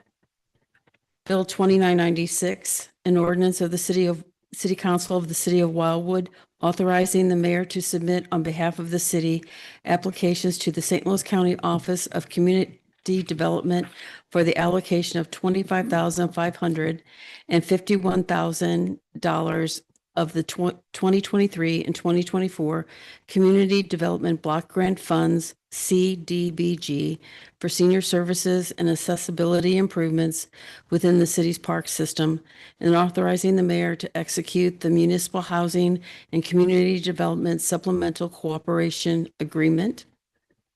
Bill 2997, an ordinance of the City of Wildwood, Missouri, authorizing the mayor to negotiate and execute a professional services agreement on behalf of the City of Wildwood with UPDC Properties, LLC, doing business as Urban Planning Development Corporation for easement acquisition services on the Valley Road Improvement Project within the City of Wildwood. Bill 2998, an ordinance of the City of Wildwood, Missouri, amending Section 3 of Ordinance Number 2964 of the City of Wildwood, Missouri, increasing the total authorization amount for the city contractor agreement authorized pursuant to said Ordinance Number 2964 to allow for the completion of the 2025 asphalt resurfacing project within the City of Wildwood. Bill 2999, an ordinance of the City of Wildwood, Missouri, amending various sections of Chapter 145 of the Code of Ordinances of the City of Wildwood, Missouri, and establishing policies for purchasing and disposal of surplus stock. Thank you. Excellent job. All right, we'll see those next month, although we have had a request earlier for a second reading on Bill 2995, which would be in reference to Ashley Grove, if I remember correctly there, Mr. Vunich. My understanding is that this is just kind of we've already sort of approved this thing. It's just like a paperwork plat split type situation. Yes, when the city council approved the planned residential development overlay district, it anticipated retaining the existing residents on one of the 12 lots. There'll be 11 new lots identified on Lot B. And as you can see, Lot A retains the existing resident. If there's any question. All right, Ms. Dodwell. I just have a quick question. Why wasn't this diagram included in the online packet? Well, the plat was, Mr. Newberry and I colorized them for the purposes of tonight's meeting, but if you'd like to have a colored version, that's easy to do. No, I'm out here online looking at this ordinance and it's not connected to it. So Well, the plat should have been included, certainly. I'm not trying to fault anybody. We just need to make sure at the next meeting that we verify that all of those documents are attached, because there's a couple of them in the first reading that don't have all the ancillary information with them. Certainly my apology to you and the rest of the city council, but Mr. Newberry and I sit at the large table at the back of the building, and we actually go through everything and count pages and et cetera. So my apologies. Delivery must have been poor on my part. So yeah. That's all right. Anything else? Mr. Albers. Lot A is the owner of this property, right? That's correct. So, but he's trying to go to a nursing home. So what would happen? I think he's trying to get in the nursing home pretty quick. So what happens then with this Lot A? The lot will probably either be transferred to a relative or sold, but in terms of new dwellings, there are only 11 allowed. Okay, so that could be single lot for sale down the road. Yes. Okay. And it may be a rehabilitation opportunity. Okay. And so, and relative to size, it may be one of the more affordable homes if it gets rehabilitated. Yeah. That's available in town center. Well, it's what I would call a shack right now. Thank you. All right. Yes, sir. Mr. Rambo?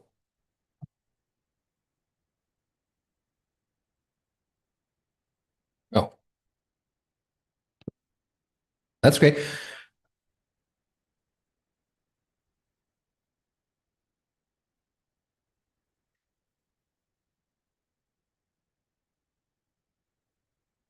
All right. Anybody have anything else on this one? So do we need to do a roll call for the second reading on this? All right. So then we, I guess need to just do the rules. Okay.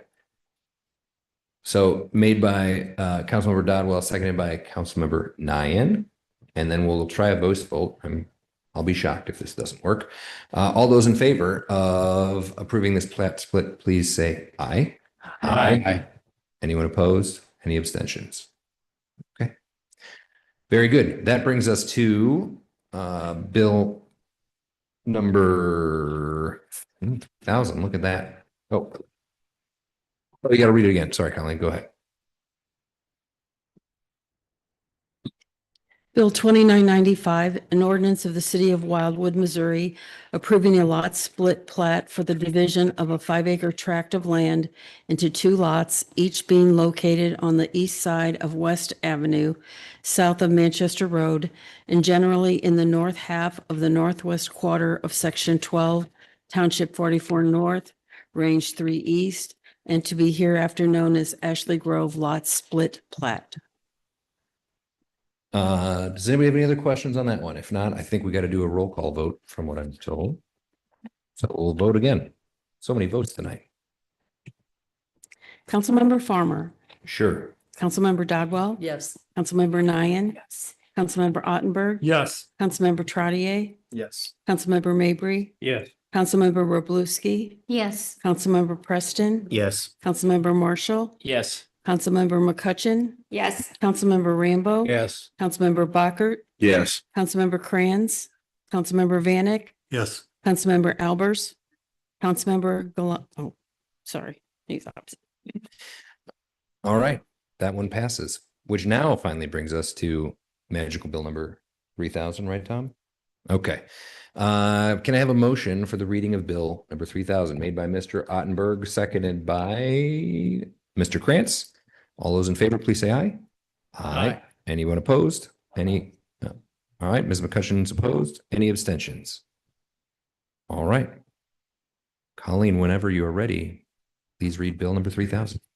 Bill 3000, an ordinance of the City of Wildwood, Missouri, authorizing the mayor to negotiate and execute a city contractor agreement on behalf of the City of Wildwood with Gershenson Construction Company Incorporated for the construction of the State Route 109 and State Route BA South roundabout project, including traffic control and other incidental items as shown on the construction drawings and specifications.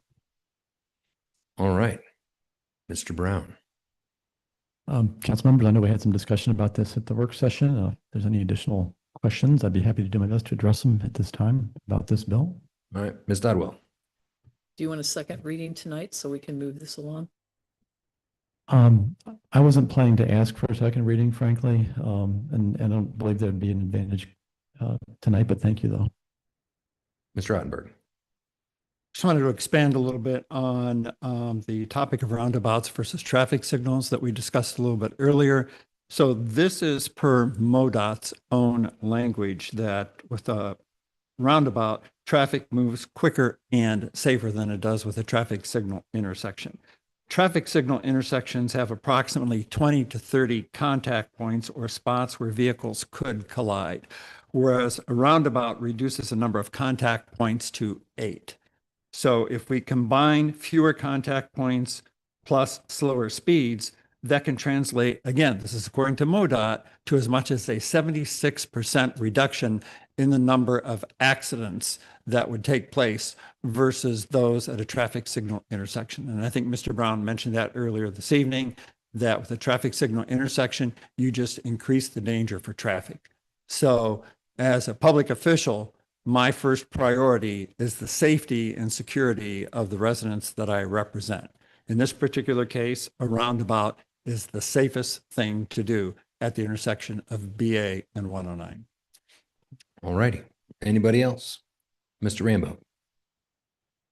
Yeah, there are a number of knock-on effects, positive knock-on effects with roundabouts as well. The reduced pollution, the reduced noise in the surrounding area because there's no acceleration and not as much deceleration, and you know, a number of other things that sort of accrue to the idea of roundabouts. Personally, nothing I hate worse than stopping at a stoplight where there's no oncoming, there's no traffic in any direction. I'm just sitting there waiting for a couple of minutes and so forth. And they save time. Every time you pass that intersection, instead of stopping at a light or potentially stopping at a light, you just get to slow down and cruise on through. So those are, I'm just kind of following on with what Scott was saying. All right. Anybody else? Ms. McCutcheon. According to the studies that we've had with the roundabouts in the city, the noise actually increases. It doesn't decrease. My first priority is always safety. But given the discussion we had earlier, especially regarding funding, I can't support this. All right. Anybody else? Yes, sir. So the budgetary impact, did we assess the cost of traffic lights at this particular intersection? Council member, this project, as I mentioned before, dates back to 2019 pre-pandemic. At that time, we did have an engineering firm that did a conceptual study and an original planning study for the intersection, and that was at the point where the roundabout was recommended as the best improvement option for the intersection. It's been some time since I've read that, but that was essentially the culmination of that study at that point in time, rather than traffic signals. So the reason I call attention to that is in my professional career, I'm working on a project in Chicago that involves the installation of a traffic signal. And I believe the cost I have is $380,000 per signal installation. And then you have long-term costs associated. So I don't know that the roundabout is significantly more expensive, and it perhaps may be cheaper over time than a traffic signal. So I think safety is really the critical issue. It's good information. Mr. Vanek. Love roundabouts. But that's beside the point.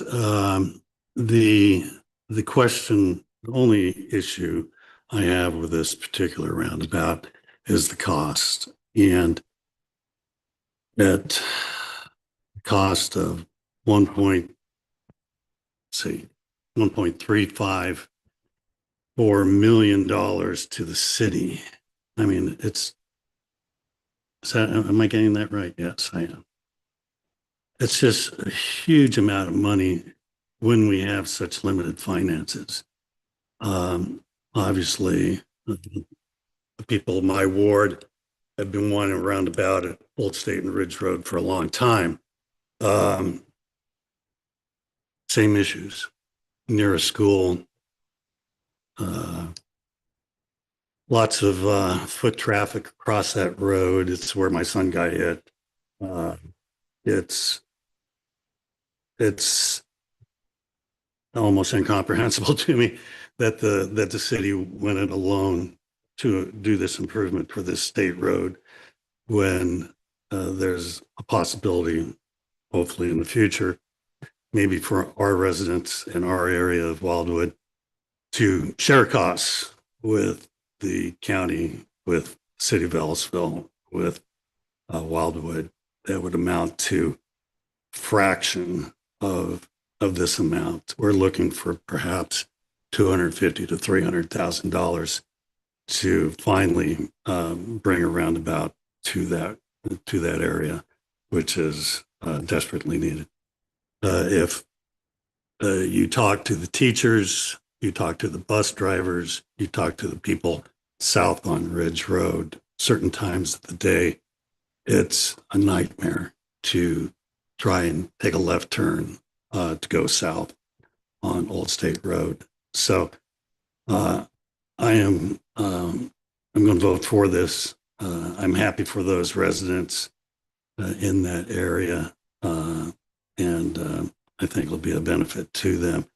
I hate seeing $1.354 million of city money when we are so tight on money, and other areas are looking for a lot less for the same benefit. That's all I have to say. Mr. Marshall. Just two quick comments is, it'd be really easy to say we don't want to spend the money, but we would be losing the 1.3 million. The federal money would disappear. So all the costs would be on ourselves. And we do have a long, long time ago, the first roundabout that the city put in, we had to pay for all of that. And it was an equal cost to put in 4 lights or put the roundabout in. And we were so uncertain about doing it. There's actually conduit underneath the street in case we had to go back and put the traffic lights in. And it was a 8-8 vote. The mayor broke the tie and we put the roundabout in. Everyone said 80% of the people will not like it for 6 months, but after 6 months, 80% of the people will like it.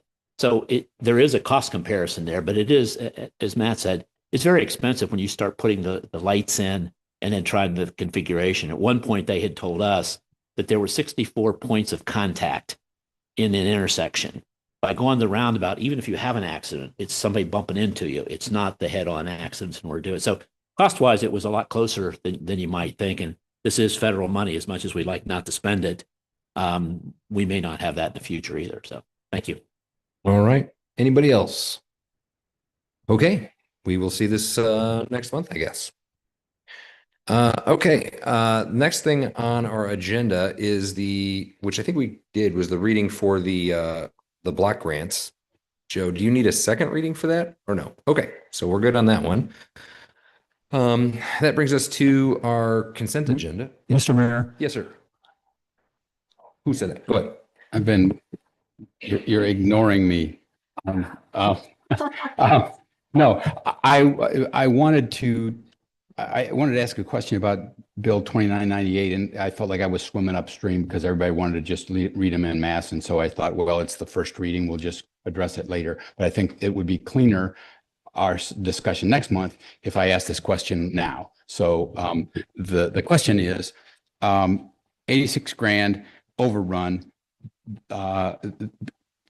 Normally contractors have a pretty good handle on the material costs and labor costs and so on and so forth. And if they bid a project and they overrun, you have some leverage in negotiation. If it was spec'd improperly or something like that, you have less of a leg to stand on. So my question is, how did this discrepancy come about? And that's a question for Rick, I guess. And maybe you've already answered it, but I couldn't find it in the documentation anywhere. Councilmember, relative to the project, essentially this was a quantity that was underestimated. Was it what need? It was the two quantities, the milling and the asphalt. Yeah. They were underestimated on the bid documents. Essentially, it was an error, quite frankly, that the department made. Okay. And was pointed out by the contractor. Okay, so we owe them the money. Yep. So all right, that's reassuring. Thank you. Okay. That brings us to our consent agenda, which includes our minutes, expenditures, and some appointments to some various committees. Anyone care to make a motion to approve the consent agenda? Made by Mr. Mabry. I read them. You're good on that one? All right. Seconded by Mr. Preston. All those in favor, please say aye. Aye. Aye. Anyone opposed? Any abstentions? All right. I guess the consent agenda passes. Mr. Boonage, what you got for us? Mr. Mayor, under miscellaneous tonight, the Historic Preservation Commission is respectfully requesting that City Council authorize the mayor to sign a consent letter for the nomination of a city-owned property that would be then listed with the National Underground Railroad Network to Freedom program. This particular property was acquired as part of a development proposal for our public space requirements and is located in close proximity to Hall Ferry. Hall Ferry, many decades ago, was a crossing from St. Charles County to St. Louis County and vice versa. It was also a pathway for slaves trying to escape to the Union St. Louis area. And so the city has received 2 grants from the National Park Service.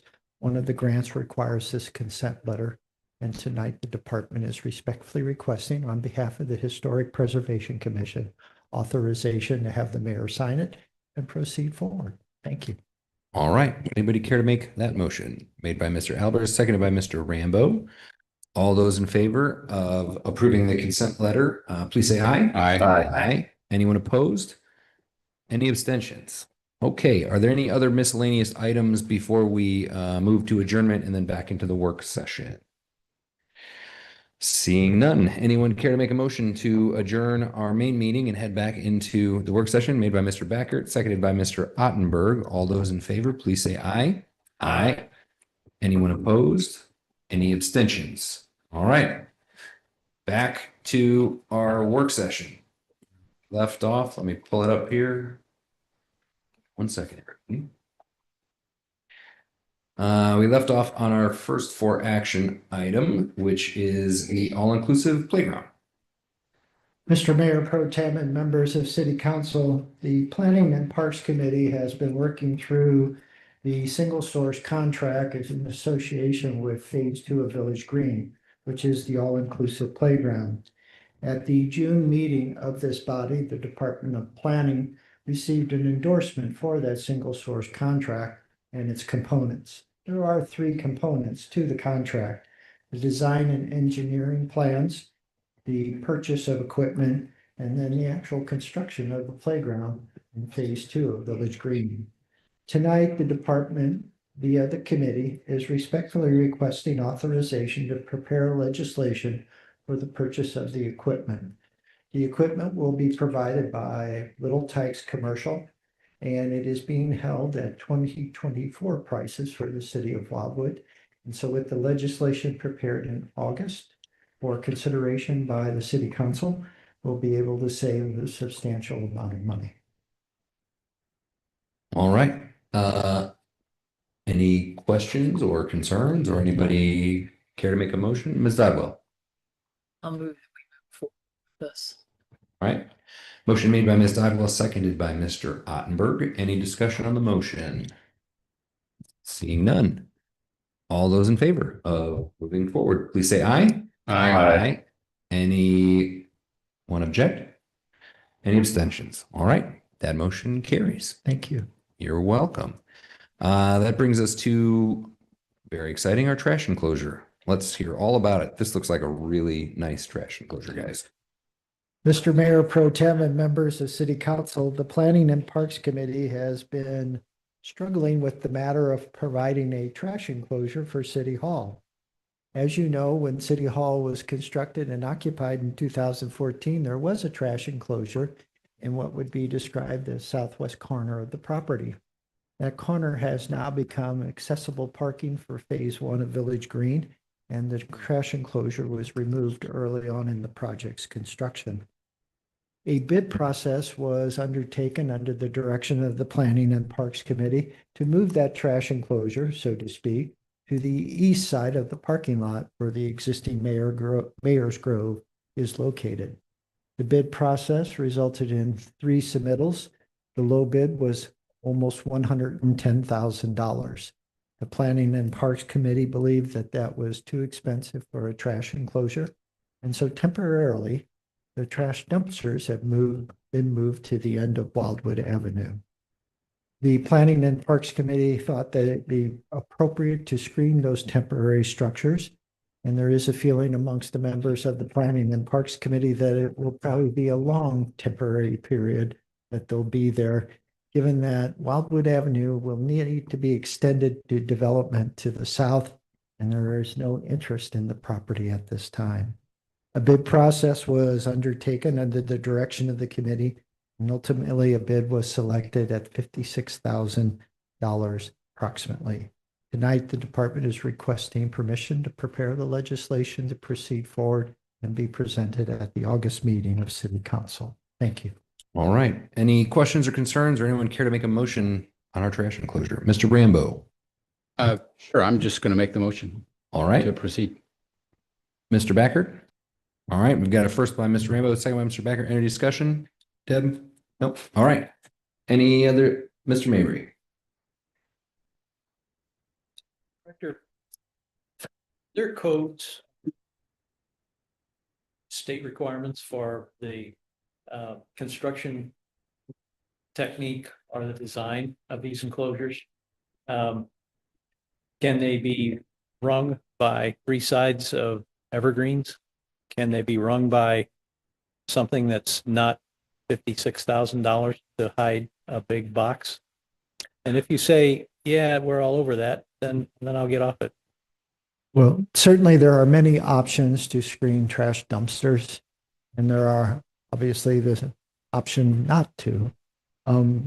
What the committee and the department discussed as it prepared the bid documents was to do something as inexpensive as possible, but recognizing that between the theater and City Hall, there probably is about $20 million of investment in those buildings. And so something that would be of a lesser standard probably wouldn't be to the benefit of our town center. And so we did try to create something that is aesthetic appealing, durable, and will stand the test of time. It comes in at over $56,000. And certainly if the if the legislation is authorized, we can certainly try to start the discussion with the selected contractor on potential saving. You're allowed to do that with the awarded contractor to negotiate cheapening it up and still meeting the spirit of the requirement. Well, certainly there wouldn't be necessarily a negotiation, but we would ask them to start considering where there might be cost savings if the contract is ultimately approved by City Council. Certainly, we were surprised by the cost, but I think you've heard from Tom Kamen, as well as our own Director of Public Works, Rick Brown.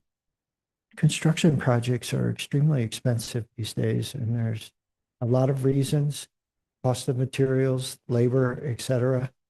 And certainly there could be an argument we don't need a trash enclosure there, but our own building superintendent at times has trouble getting trash into the enclosures because everybody's using them because they think they're public for public utilization.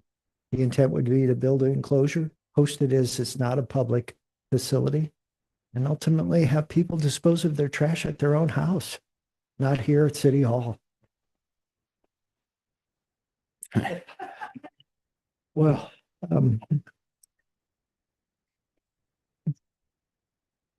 yeah, I've seen people do it. I've questioned them and they've told me to go pound sand.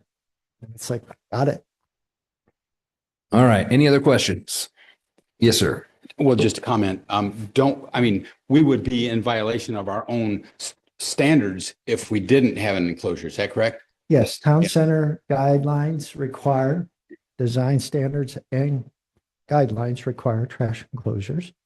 And our ordinance governing City Hall requires it. So in a roundabout way, we're trying to comply just as we would expect everyone else. All right. Anything else? Okay. So do you need a motion to prepare legislation? Motion to prepare. All right. Anybody care to make that motion? Made by Ms. Dodwell, seconded by Ms. Nyan. All those. Oh, we do? Who made it? I'm sorry. We did get it. So we just need to vote that. My apologies. No problem. Let's vote on this thing. All those in favor of a fancy trash enclosure, please say aye. Aye. Anyone opposed? Any abstentions? Okay. Excited to see that. That brings us to report on the gate, on the obstructions and gates. I assume, Rick, that's you?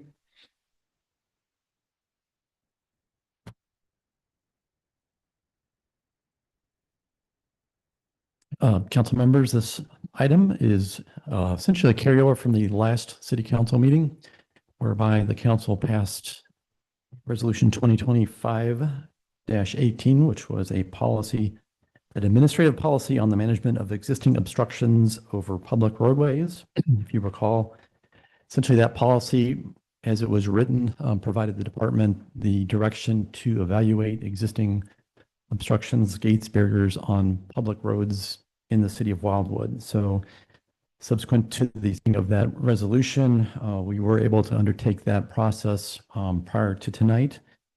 And I wanted to kind of walk you through what we did in accordance with the policy.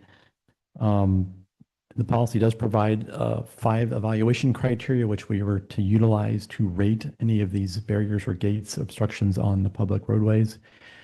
Initially, we started with essentially a summary of what gates are present currently, and I think this was a table that was in the memorandum and was presented to Edmond Public Works previously. I think we came up with 16 gates around Wildwood that were on either state park property or private streets, and a few that were on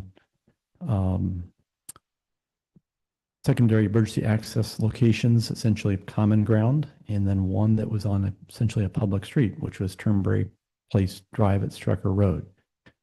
So in accordance with the policy that was passed, we evaluated essentially the gate at Turnberry Place Drive, and I wanted to provide that information to you tonight. If you recall, as I mentioned, there's the 5 criteria that we utilized to evaluate the gate. The first thing we did was inspect it, and Scott Hummel, Street Superintendent Scott Hummel, and myself went out in the field last Tuesday and inspected the location, and I provided some pictures in the memorandum. I don't know if Travis, you can get them up on the screen or not. I apologize for the late notice on that. The location, I know, was subject to a lot of discussion at the June meeting relative to the condition of the barrier at that location. I think it's fair to say it was improved since this prior item came to council. And there was 2 big things I wanted to notice or provide notice of, and that was that the fence that was installed previously was no longer there. So I did not reach out to the HOA personally, and I don't know if anybody has information about this, but I gather they chose to remove the entirety of the fence that was there. It was damaged, if you recall, because of the snow more recently. So the fence was removed, and they planted ornamental grasses in place of the white vinyl fence. So from that perspective, personally felt like it looked a little bit better than it had. The other thing I wanted to point out was that the white delineator posts that are in existence over the southbound lanes, as are in the photograph right there, it appeared to us that while they were in good condition currently, that they were still lacking a few of the posts. So there's actually a bit of a gap in place such that you can drive a car through it right now. So we felt that there was probably 3 posts that were lacking. I don't know if this was just in progress and that they had ordered them and not received them and installed them, or if it was intentional. So we could certainly follow up more in that regard. I've been told that one of the neighbors goes through that entrance and they were placed that way by that neighbor. So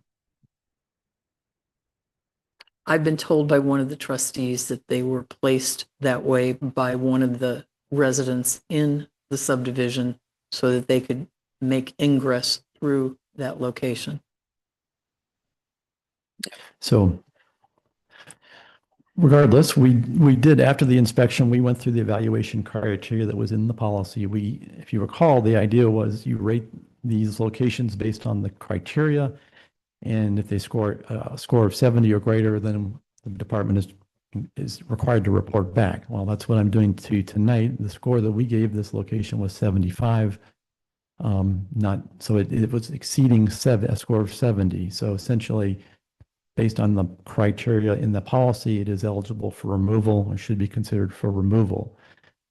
Under that basis, I did provide some recommendations, some action or steps for removal of this location. I wanted to point out a few things. Essentially, for removal, it would be a small public works project to undertake. The delineator posts would be absolutely an easy thing to remove. That's the simple part of it. Over the southbound lanes at Strucker Road. The more difficult work would be removal of the remaining curbing and sidewalk that exists over the other side, the other half. I don't know if you can show it, Travis. I think you had it previously.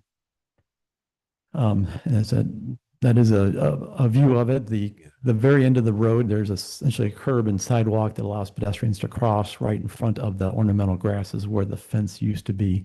There might be a better view of it, Travis.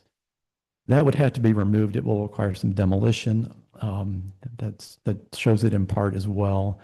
So it's going to require some demolition of the curb, the sidewalk, the curb ramp, reconfiguration of the median island, and potentially replacement of the curb in that quadrant of the intersection. To get a better handle on the cost of work that would be required, we did reach out to T Hill Construction, one of our main contractors that we work with, and he did provide, Jacob Hill provided an estimate of around $33,500 to do this work, and basically remove all the previous improvements, restore the intersection so that it'd be fully open, and remove the signs, remove the delineator posts, all the work that would be necessary to get the road completely open. So I wanted to pass that along tonight. Secondly, I had been asked what other items, what other steps would need to be taken. There are existing traffic ordinances on the books. In the traffic schedule, we have restrictions on the usage of this intersection. Those would have to be repealed through an ordinance of the city council. That would be should be a pretty simple step to do that. What could be done rather easily and quickly by the council. And then finally, my last thought was that, and I think you heard loud and clear from a number of residents at the last meeting, I believe it was the last meeting, about their concerns relative to reopening this location. And I think they are going to be very sensitive to the potential for speeding traffic and cut through traffic. I don't share that concern to the same degree. I don't believe that there's a strong reason to believe cut through traffic will result. But I think regardless, it would be very wise to do a before and after traffic study and get good data relative to traffic counts, traffic speeds, and then through trips. So if people are cutting through after the fact, we'll have that number, and we'll have ability to quantify it and then respond accordingly if there's a need to. So doing a traffic study of before and after, I think, would be a wise choice on our part. And with that, I'm going to wrap up, I guess, and turn it over here. I'm basically looking, I think, for direction from the council at this point relative to the next steps that you'd like to proceed with. All right, Mr. Marshall, I saw your hand up. Yeah, just a couple of comments. The trustees, they rotate every year. One of those trustees probably has 10 or 15 of those delineators in their garage. So I would go back to them and let them know that that's just been 20 years of them doing it that way, but they do have them. So I think if you let them know they need to put those up, then I think that would be a great idea. I think the traffic thing's an excellent step. The other question I have is, I noticed in his one email that he's recommending we go in and do some asphalt sealing or some asphalt repair or something. I think probably if you look at when you need to do concrete repair would be a good time to take out that. So you're doing it all at one time, because that apron has not been used for a long time, and it probably would make it a little less costly to do it when you're repairing some of that concrete at the same time. Tom. I was actually going to be part of what I was going to mention too, is that if the council wishes it, obviously I do think the traffic study would be a smart idea, both before and after. But when we do our concrete street slab replacement project each year, if this area is identified, I don't know where it is in rotation within our inspections, but I would almost say if we were to ever remove it, we would want to do it with naturally along the lines if we're already replacing the concrete over there. So that would make it cheaper and the mobilization cost would be less. Thank you. Mr. Rambo. Yeah, maybe I'm the only one that's not clear on this, but is the work that's proposed to be done, 35K or whatever, is that subdivision property, or is it right away? It would be right away. Okay, so it's on us to do it. Okay, all right, thanks. Mr. Mabry.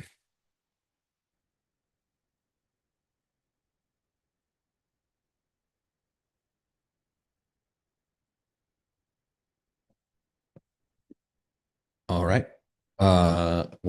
Rick, what is your I guess you're asking for a recommendation, right? Well, unfortunately, I didn't explicitly state a recommendation, but certainly if it's the desire of the council to address this with our next year's concrete street slab project, we could certainly proceed with that in mind. Well, I think the traffic study is an after thing. Yeah. Mr. Mayor, could you use your microphone? Microphone. The street has been opened by the requests of one resident to leave one post out so he can drive in and out. So the street, the intersection is in the path of becoming open as opposed to the path of remaining closed by just one width of a car length. Now, what would need to be performed in order to make it an open street again, to meet the full spirit and the letter of turning a previously ordinanced closed street into a permanently ordinanced open street again, would be to whatever steps can be to make it more open and more open and more open than the one little teeny tiny openness that it has right now. I'm all for that. And I'm all for the residents thinking it was their own idea, because they already thought it's their own idea by one little lane to keep one guy from doing something. I don't know what it is, because he's threatening to do. But I was going to ask a question. If removing the curb with the ornamental grass in front of it is removed, and that area is restored to the degree it needs to be to become a corner again, can people begin making and using that as an open street, which is ultimately intended to be an open street again, by being able to make a right-hand turn and still have that center tree island sticking in between the middle of the two lanes? Is that possible? We'd have to update our traffic code to correspond with the change, but in theory, the minute you replace that section of the curb there that goes to the center island, then it would be in theory open. But until we change the traffic code, it would still be illegal. We'd probably do them corresponding together. Well, and Rick, the 31,000 is not taking that island out, right? It's just the curb in front, or is it taking out all that stuff? No, It's the taking island. out all the curb and modifying the median island in the middle between the two directions of travel and restoring the curb on the outside. So, It's all so of the it. 31 does not include taking the island out.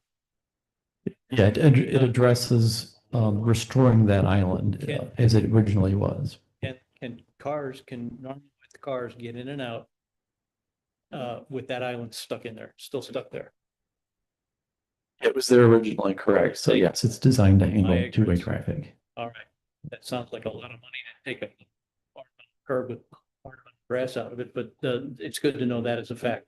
So I guess my drive is, how do we insinuate and sneak a gradually ever increasingly open intersection back there without a big cataclysm from the residents thinking we're going to kill their children? Well, I might add this, and I'm sorry to interrupt, but I mean, I'm looking, I mean, we emailed about this earlier. So I think it's somewhat strange that the HOA or the other residents are allowing this to be set up so that one car can come in or out. That sort of seems to defeat the entirety of their argument. Yep. So while when I wrote this and conceived of this, the idea is not to show up tomorrow with jackhammers to take this thing out. And I genuinely appreciate the effort that the residents put in to make this look slightly better than it did. I mean, significantly better than it did, but still slightly better. Based on our department going out and scoring this thing eked by like the skin of its teeth. And it's currently not a closed street because you can literally just drive through this. So, I mean, I'm not advocating to put this all in the budget tomorrow. I'm just saying this seems like an awful lot of conversation for something that is already clearly an open street. Whatever, man. I mean, people come in and out. That's an open street to me. So anybody else? Mr. Albers. I mean, and this is so obvious. How old is this? 20-something years old? 30 years? When everybody bought into this place, they knew the street went through from Strecker to Clayton. And now both ends of those roads have been improved. And I don't know how this all got changed through the council years ago. This is just a bogus thing. I think, I can't think of anything so ridiculous that's run through here, you know? I'd storm this through and get it done as quickly as we can. Yes, sir. I mean, can we just make the motion that, I mean, we attack this project, go after this project once it's, you know, with the resurfacing projects in mind, just so that it has the least impact on the budget as possible, and be that next year, the year following, it doesn't matter, but just so we do it in a, you know, just cost effective manner. So And just Ms. Daiwa.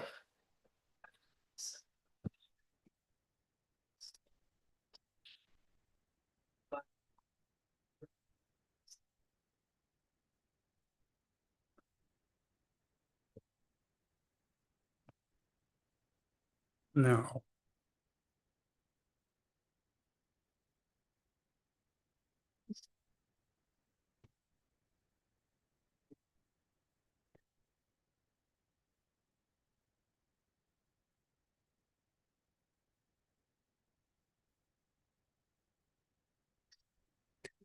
So we have a first and a second. I think I can do this. I'm going to make a suggestion. It sounds to me, you know, Mr. Brown is asking us for a recommendation. The recommendation sounds to me to be, let's try to figure out the fastest and most equitable way to open this up in an appropriate fashion. So whether that be a budgetary conversation for now or 2026 or 2027, perhaps the better question to you, Mr. Brown, if you don't have this off the top of your head, I'm sure we can figure out a way to make this work, is when is that general vicinity? I'm not sure how we slate like concrete repair and things. Is it based on like a specific road or an area of town? How do we do that now? How do we? Like you're replacing stuff in Westland Farms or whatever. Is it? I mean, we seem to do different sections all the time. So I assume that we would do something in Turnberry at some point. Certainly we do spread that work around based on geography and you know, worst first situations. Essentially, we're trying to address the pavement slabs that are necessary. So I don't know what the schedule might be relative to Turnberry. I can certainly talk to Scott Hummel because he's kind of has that in his brain mapped out in advance. And we could certainly report back as to whether next year would make sense. But I'm sure we could do something next year if it's the desire of the council. I would just say, I mean, I'm no street expert, but that under those delineators and stuff, that is looking pretty rough. So I would assume that would move perhaps to the top of our list. And so maybe, unless I'm happy to go with whatever you guys want, but perhaps the direction is to say, let's have the street superintendent determine the fastest and most equitable way to do this. And then we can look at our capital improvement budget accordingly. Does that make sense?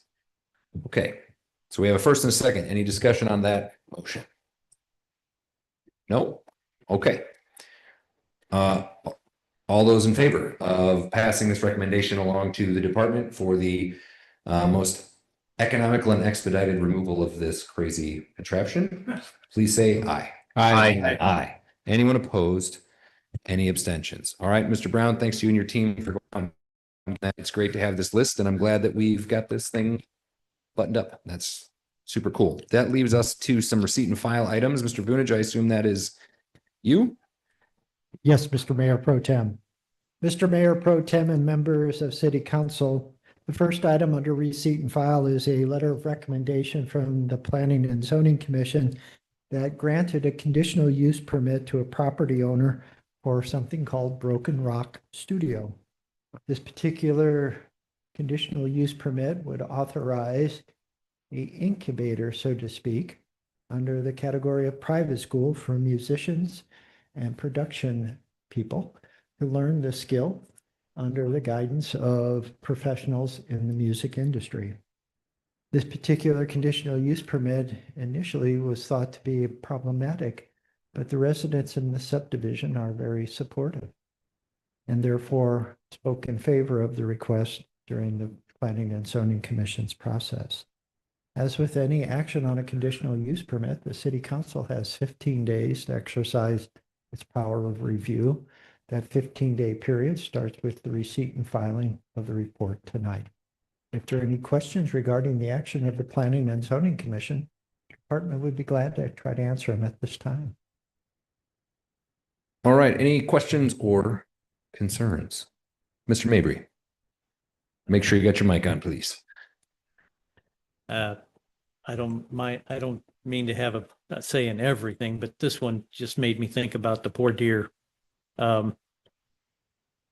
Is there any impact, not on the neighbors who want it, but on wildlife overall throughout that area in making noise pollution?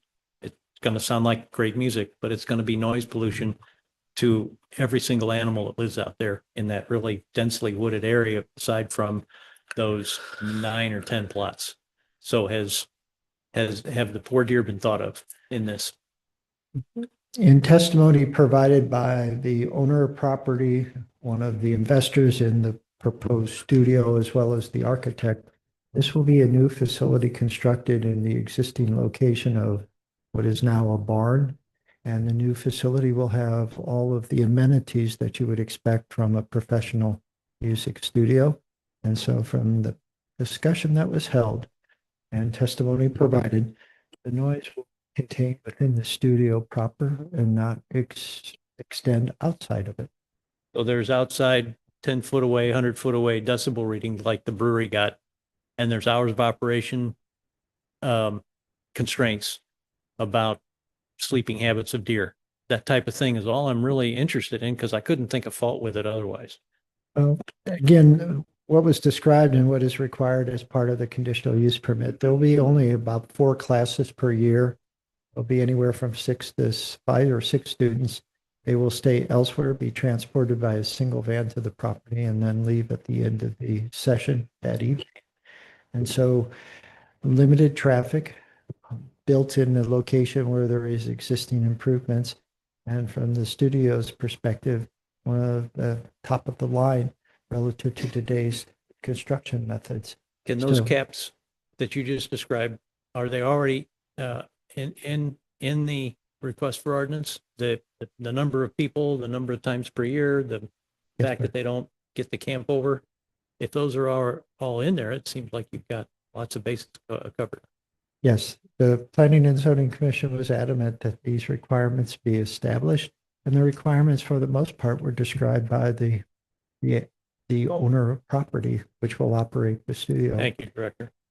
And just as a sidebar, if you have an opportunity to watch the video and the public hearing, the gentleman that is proposing this had a very interesting life, a lot of tragedies, and he's trying to give back to the community of musicians that he felt saved his life.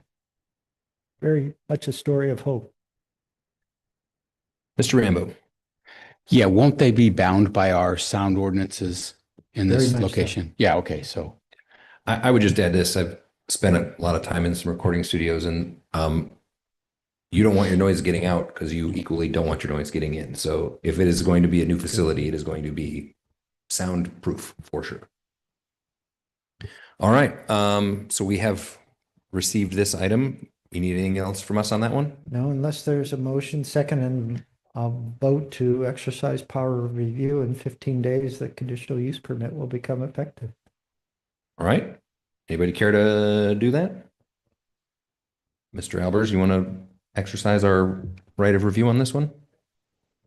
All right. Motion by Mr. Albers to, do we just need one, or do you need a second and a vote? All right. So we've got a motion to exercise the right to review. Anybody care to second it? All right. Mr. Mabry's going to second it.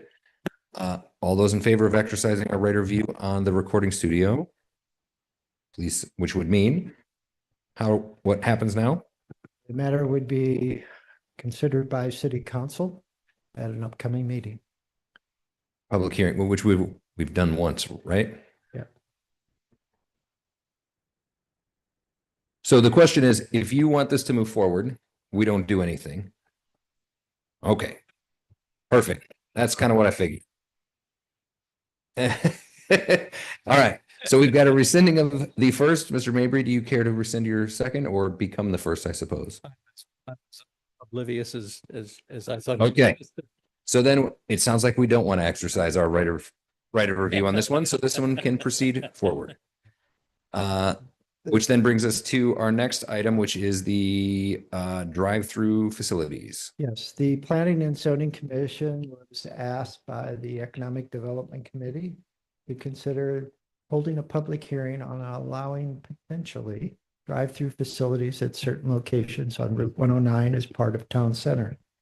The Planning and Zoning Commission endorsed the posting. The posting and public hearing will be held sometime in either September or October of this year, and the report is for your information tonight.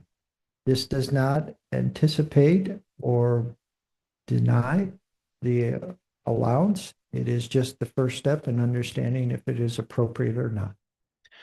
Okay, any questions or concerns on that one?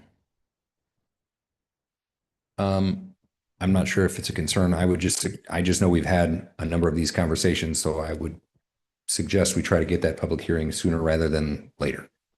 Yes, we're going to do our best, and Mr. Newberry is excellent at figuring out all the dates and times and things, so I'll leave it up to him. Stay out of the way. All right, then you don't need anything from us on that one either, I assume? No, sir. Cool, that takes us to the Hidden Valley item. Again, Mr. Mayor Pro Tem and City Council, the Planning and Zoning Commission was presented an amended site development section plan for Hidden Valley Ski Resort.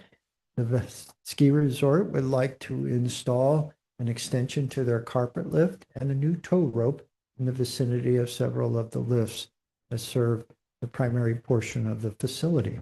The Planning and Zoning Commission endorsed and approved the amended site development section plan, and it is for your receipt and filing tonight.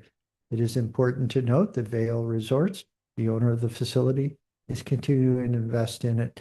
And last year was a great year for the facility. They had 78 days they were open compared to 17 in 2023. All right, that's good news. Anybody have any issues with the ski lifts? All right, Ms. McCutcheon will abstain. So, but if we don't have anything, we don't do any of that, we don't have to worry about that, right? Nope. It's Okay, just a great. receipt. Okay, so then, any, before we go to adjournment, any additional miscellaneous items anybody feels the need to talk about? Okay, not seeing, oh, Mr. Rainbow. Yeah, this is a follow-on to our prior discussion, but could you easily and quickly gather bullet points on the relative safety, traffic flow, convenience, pollution, and noise for a typical roundabout? Because I know we have some of that, we've thrown some of that data out. I don't recall anything in our previous noise studies that suggested they were noisier, but I would like to have true data if you guys can pull that together easily. Is that something you could do? Wonderful. What's that?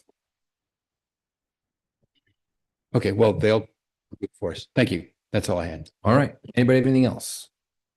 All right, anybody care to make a motion to adjourn? Made by Mr. Backer, seconded by Mr. Albers, not debatable. All those in favor, please say aye. Aye. Anyone opposed? Any abstentions? All right, thank you, everybody. We'll see you next month.